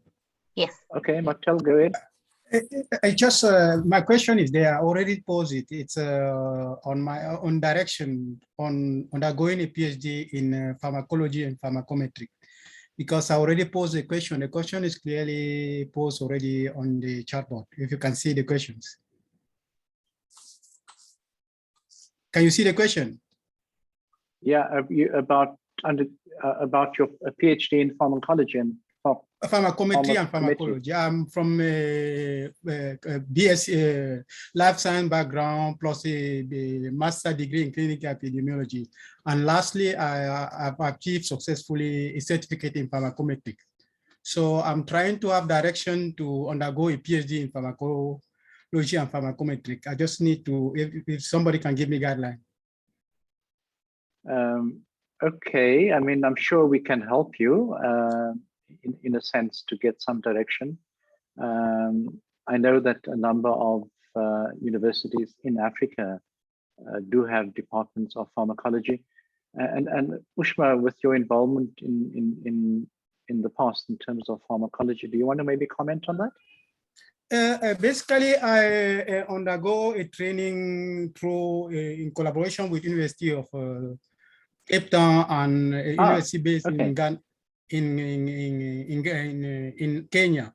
Then I successfully completed the PhD, the certificate in pharmacometrics. Then that's where my interest came from. And beside the interest, I also did, my subject was on immunology when I was doing my master in clinical epidemiology at Stellenbosch University. All right. Martel, where are you based? I'm currently based in Cape Town. I'm also you're in Cape Town. Yeah, I'm also an ad hoc researcher with the with an organization in Africa. All right. Okay, so maybe we can pick this up maybe in the next week or two between you and me. I would highly appreciate it. Okay. All right. Iya, Hello. go ahead. Yeah. Good morning or good afternoon to everyone. My name is Iya Konde, so I'm from Guinea. My question is addressed to Mike from CEPI. First of all, thank you for the brilliant presentation. I just wanted to know regarding your clinical trial on Lassa fever. I realized that even as we are talking now, Guinea is going through a Lassa fever outbreak with its second case reported a few days ago. So, but I found out that Guinea is not part of this trial. Can you please tell us why? Because as we all know, the country is endemic regarding Lassa fever, and there is a trial going on, but this country is not part of it. Thank you. Yeah, it's really, as I referred to earlier on, Guinea is very much involved in the regulatory pathway. But the way CEPI works is we will partner with whichever company wants to make it. And it just so happens they don't have a project in Guinea at the moment. Mark my words, if we have something that we can deploy, we absolutely will deploy it. But it's just really a question of where our developers are based. That's not to say that CEPI doesn't have the ambition to roll it out to everyone. It absolutely does. It's just really, we are funding someone to develop it. They may be in Ghana or whatever. In many ways, it doesn't matter. We have to make sure that the vaccine is safe and efficacious before we do anything. And that's the situation we're at the moment. We are not ready to do that phase 3 trial. When we are, then it'll be a different story. Thanks, Mike. Ushma, I'm not sure if you had a question to the other panelists, because there is a question to you. Yeah, no, I wanted to just answer that question. Okay, so maybe, I mean, I think people have seen the question. It's about evidence-based communication tools and strategies. So this is a very important question, because I mean, what's the right way of communicating? And I think it's firstly, I mean, different strokes for different folks. It's different settings will have different ways of addressing that. But generally, what we found is, if we look in the, retrospectively, what are the reasons why people are hesitant? So if one looks at safety concerns, the MMR vaccine problem that arose, where there was concerns about it, being responsible for autism, the UK and other countries really went on a full sort of media sort of onslaught to try and address the misinformation, and found that you can't fight fire with fire. And that all that did was it increased the negative publicity. As the more they sort of put out positive publicity or information about the science, the more negative information came to being. And what they found was the most effective tool was actually preparing and the frontline workers, the vaccinators, and the people on the front line involved and speaking to vaccinees with information and the correct information on the safety profile of the products, of the vaccines. And so really, I also feel that even within this rollout, when we're trying and rushing to put a vaccine and roll out a vaccine because of a pandemic like COVID, we really need to invest in training the frontline workers with just the basic information on what is to be expected. Because I think if a vaccinee comes and knows, I'm going to get a fever, I'm going to feel miserable for a day or two, that's normal, and also knows what to do if things get worse, or if, so there's some signposting of where to go to get additional. That has been shown to be one of the most effective communication strategies in terms of reducing hesitancy. So it's really, really to focus on the frontline health workers and giving people the information they need so that if they do experience an adverse event, they know what to do, because that anxiety of not knowing what to do and where to seek care is really contributes to that, to the hesitancy. Thanks. If I may come back on that as well, I mean, I think Ushma raises an incredibly important point. I mean, here in the UK, obviously, the MMR, I mean, children died as a result of measles for something which was entirely preventable. I mean, that's not okay. And we're seeing the same thing with AstraZeneca's vaccine. It breaks my heart that within COVAX, we've actually had to destroy vaccines that have expired because countries won't take them. And it's largely misinformation, unfortunately. And it's just awful. Okay, Mike, so that just relates to the next question from Amadou. And Iman, just not to ignore you, I mean, if you have any comments to make with respect to the question to Ushma, please raise them either in the chat or in the open discussion. But Mike, you referred and you spoke about COVAX and initially and hopefully still is an excellent process in terms of getting vaccines to people who really need them. And there have been obviously challenges. So what's your response to Amadou? Yeah, it's again a great question. I mean, there's a lot of logistical issues really without getting technical about it. Within COVAX, we actually had two entry criteria. We had vaccines that we contracted, and they went out, particularly AstraZeneca. I can talk about that because I was involved in it. It had a 6-month shelf life. So we were getting material which had 6 months. And that was great. You know, you could pretty much send it anywhere. But we also had, as Amadou points out, oversupply from other countries, and they were donated back into COVAX. But that meant they weren't a full 6-month shelf life. Quite often they were maybe 3 or 2 even. And some countries, because there was a degree of hesitancy, mostly through misinformation about the safety of the AZ vaccine, we were then sitting with these doses that we couldn't get out. And so you're damned if you do and damned if you don't, which is a dreadful situation to be in.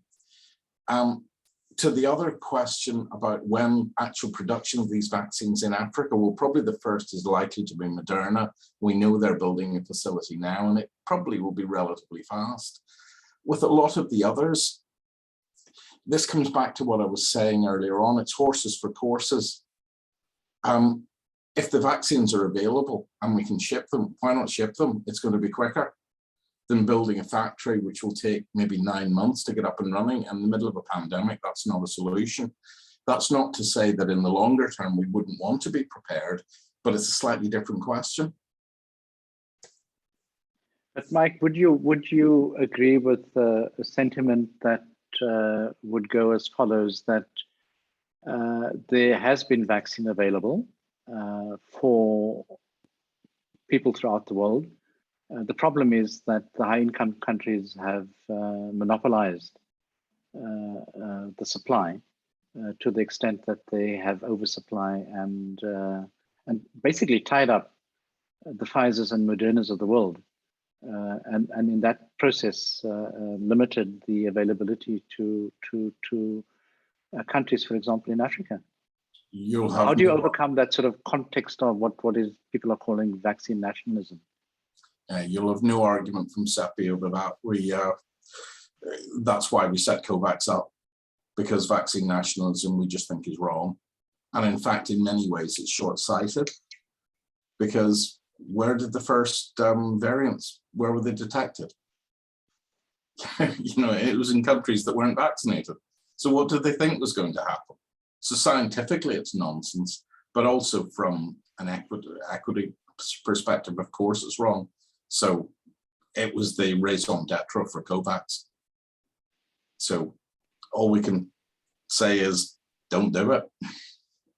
Yeah, hopefully we'll learn from the lessons of what went wrong in implementing COVAX and not repeat that with the ongoing COVID-19 pandemic, and also in the context of potentially new pandemics. Ushma, just a question to you. I mean, you may have addressed this and I may have missed this, but I mean, you highlighted collaboration as being an important point in terms of improving surveillance and promoting pharmacovigilance. What's actually happening on the African continent in terms of collaboration between different agencies? Thanks, Greg. I think one of my slides showed that there's an African Union perspective on AEFI surveillance, and the African Union is really recognized the importance of us working more closely together. So I think the regulators are working together. There's a project called AUS3, which is really about piloting this approach of collaborating and sort of supranational review of cases and signal detection, pooling data supranationally within the African region to be more effective at finding signals. So there is some work, but it's still early days, and I dare say, it's going to take time. But I think it's very important that we build a sort of a network. And a part of me wonders whether there's even a need for developing some kind of regional platform within NEPAD to sort of strengthen our regular communication between regulators and immunization programs for AFI surveillance. I mean, I work closely with the regulator from Zimbabwe, and I know that there are definitely opportunities for us to learn from each other, and also to sort of give some guidance to each other on cases that we've seen. So yes, I think we haven't yet optimized that collaboration. Yeah, I often wonder, we've had the global EPI program around for almost 50 years, since 1974.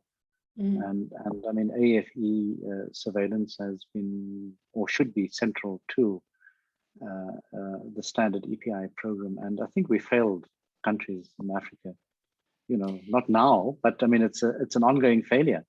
I mean, it started, years ago.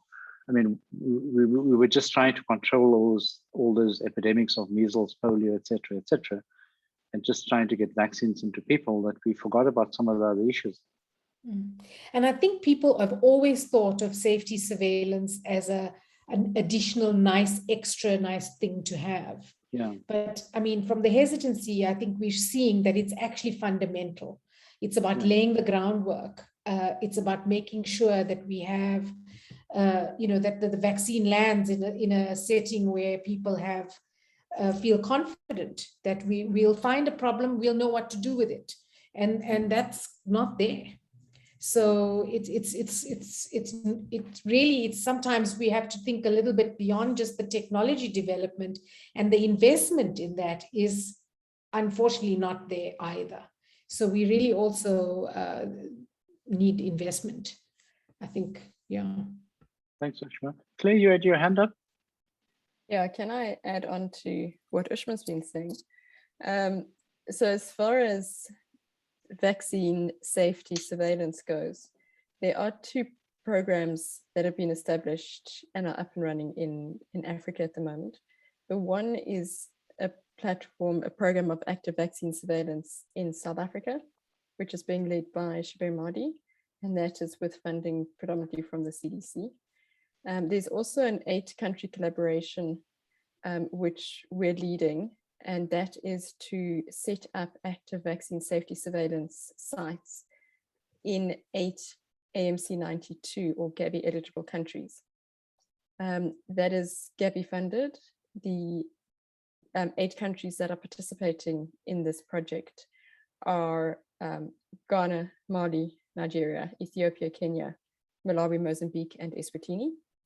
And data collection at 2 of the countries, being Ghana and Ethiopia, actually was initiated a week ago, with the other countries going to be rolling out data collection. Thanks, Claire, for that information. I see there's a question in the chat box from Richard. Richard, do you want to ask your questions specifically? I can't see his hand up, but the question is, thanks for the interesting interventions. My question is to know whether or not there are evidence-based studies about resilience to COVID-19 in Africa. Okay. Richard, do you want to expand on the question? Okay. Go ahead. Hello, do you hear me? Yeah, we can hear you. Go ahead. Okay, so I'm from DRC, and many of our works, we are trying to deal with immunization. And regarding, according to the COVID-19, so we realize that many programs about HIV, malaria, and was, what can I say, was perturbated by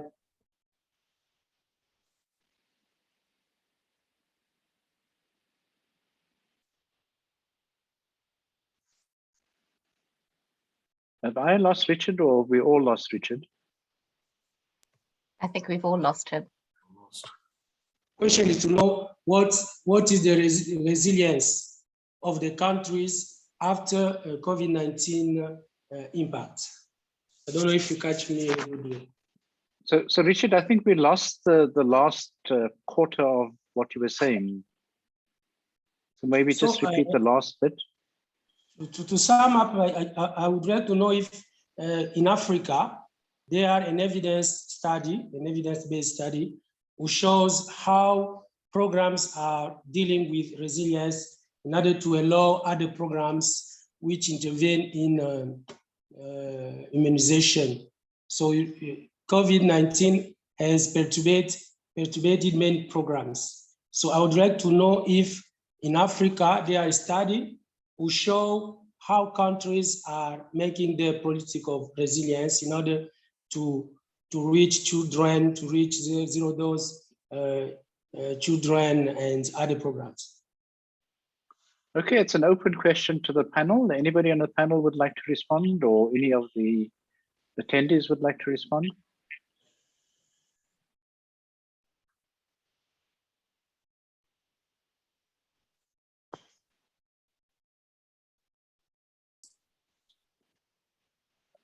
I mean, the only thing we're saying is related to specific trials. So, you know, in country specific one, I don't think we'd be qualified to answer that.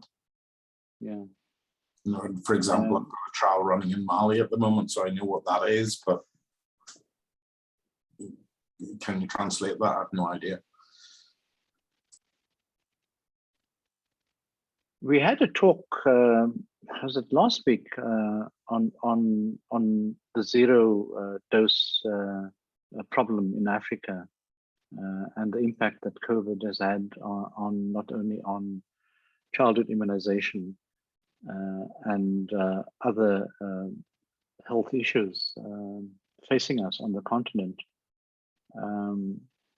But I'm not aware of any evidence-based studies addressing the issue that you refer to, Richard. Ben, are you aware of anything?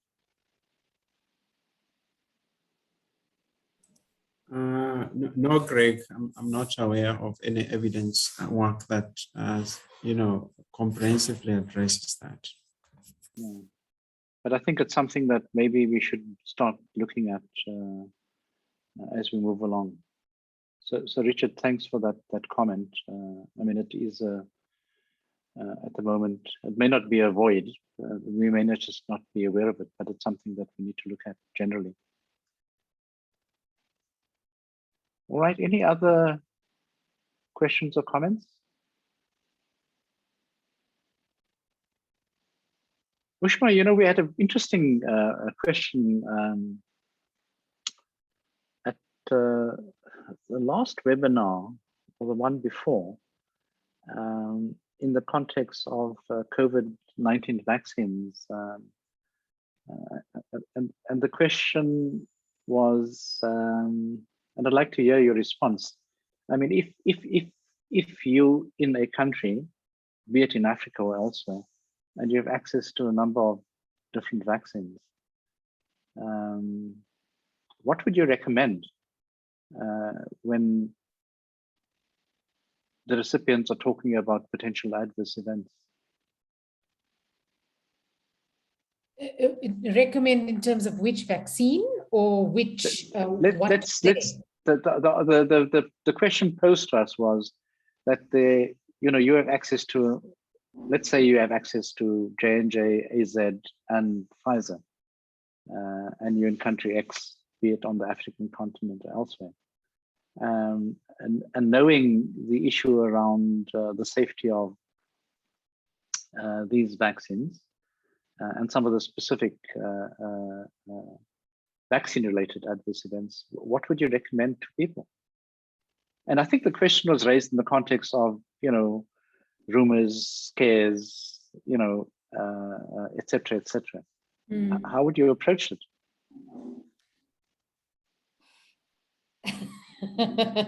It's a tricky one. You put me in the I know, we did say it's a tricky one. It's a very tricky one, because I think people need, this is another question of vaccine literacy. One of the recommendations has been that we have to empower people to make those decisions. We have to give people the tools of understanding what a 1 in a million means, 1 in 100,000 means, because I think and the fact that myocarditis is largely in young, men, and it's self-limiting, young boys, or, and then it's self-limiting and most people recover fine. It's such a nuanced thing, but I think, and to make that decision from a national point of view is very difficult, because it depends on your cohort of your population and so on. So individual decision making versus firstly community decision making is different.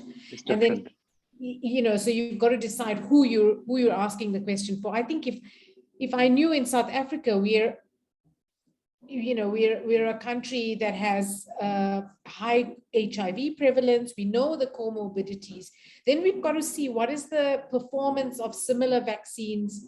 And I do think that we unfortunately often the way in which the word safe is communicated is largely linked to access.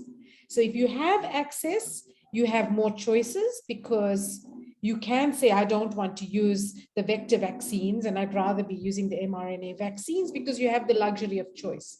So there's such a strong relationship also between access and choice and safety, and what threshold of risk you're prepared to accept. Because if you don't have access to something else, then you're prepared to accept more risks. Because you can't afford the Rolls-Royce product, or the products that I shouldn't call it that, but the product that has maybe a slightly better safety profile. If you just like sort of comparing. So but if you ask me about whether I think we have a right to provide people with the numbers, with the data, and to declare the uncertainties honestly. And I think we don't always do a good job of that, because there's a lot of protection around what is the implication on the coverage. What is the implication? So because we're working in the vaccine sphere, I often feel that and there's a fear of misunderstanding because of lack of vaccine literacy, or literacy around understanding that we don't always provide the clear answer. And sometimes there just isn't a clear answer. So well, thanks for that. I haven't fully answered your question, but I think I know we skirted it at the last webinar as well. It's about individual rights versus community rights. Yeah, it's about information. It's really. And it's also about us doing a lot more work on that, and investing properly in doing the work around how we inform the public. But there was a question about informing people about rare effects that I just wanted to address as well, Greg. That's from Iman. So please, you may well address that issue now. Yeah, I think Iman, again, it's not necessarily feasible to give everyone a laundry list of all the side effects. We don't do that for normal medicines either. But if we see someone has some risk factors or maybe more predisposed, then perhaps it is important to share with them, okay, so there is a slightly higher risk in young men to have a myocarditis, and it's usually a self-limiting thing, doesn't usually require hospitalization. So to frame the information, and to frame the information in relation to the benefit. You know, people often just report the information of the risk without framing it within the context of the benefit. So that's really also information and tools we need to provide health workers, so that they're not just, you know, but it can't come off as a spin. It's got to be genuine. You've got to give the information factually. So I think it's not necessarily feasible to give that information of rare risks, but I think it's really important that health workers know how to recognize those rare risks and address them, refer, and you know, give people the opportunity to be adequately monitored and measured for and treated for that risk. So it's more, I think, a question of communicating those risks to health workers. Thanks. Thanks, Ushma. I think we're going to wind up now, but there's a question to you, Mike, from Ronald, and it's around manufacturing facilities. I don't know if you've seen it on the Q&A. Oh, sorry, yeah. Given the huge costs associated with setting up vaccine manufacturing facilities and maintenance. Yeah, this is a major issue, and it's actually the main driver of why we've decided to set up this network, because keeping a facility hot is frankly almost prohibitively expensive.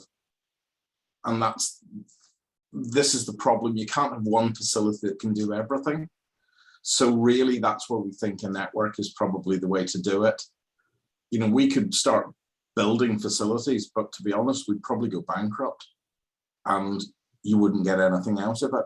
So what we need to do is have a network of facilities and say, right, you're going to have capacity in 2 months' time. You're going to have capacity next week, and just keep in real time an idea of what's available. Because an RNA facility is not the same as a protein facility, is not the same as a virus facility. And if you were to keep all of those hot, I just don't think you'd be able to do it. So unfortunately, it's a financial reality that if it's going to stay as fully GMP qualified, you need to keep it what we call hot, basically producing all the time, which is just simply not feasible. All right, I think we've exhausted all the questions that people have raised. I don't see any further hands up at all. And I think it's time to wind up so that people can start preparing to enjoy their weekend. Cape Town weather is terrible. It's chilly and it's raining outside. So I've got nowhere to go, but let me thank the speakers once again for the wonderful presentations and their participation during the webinar. So Mike, Claire, Ushma, thanks very much. And then not forgetting our participants, thank you for staying with us for the last 2+ hours.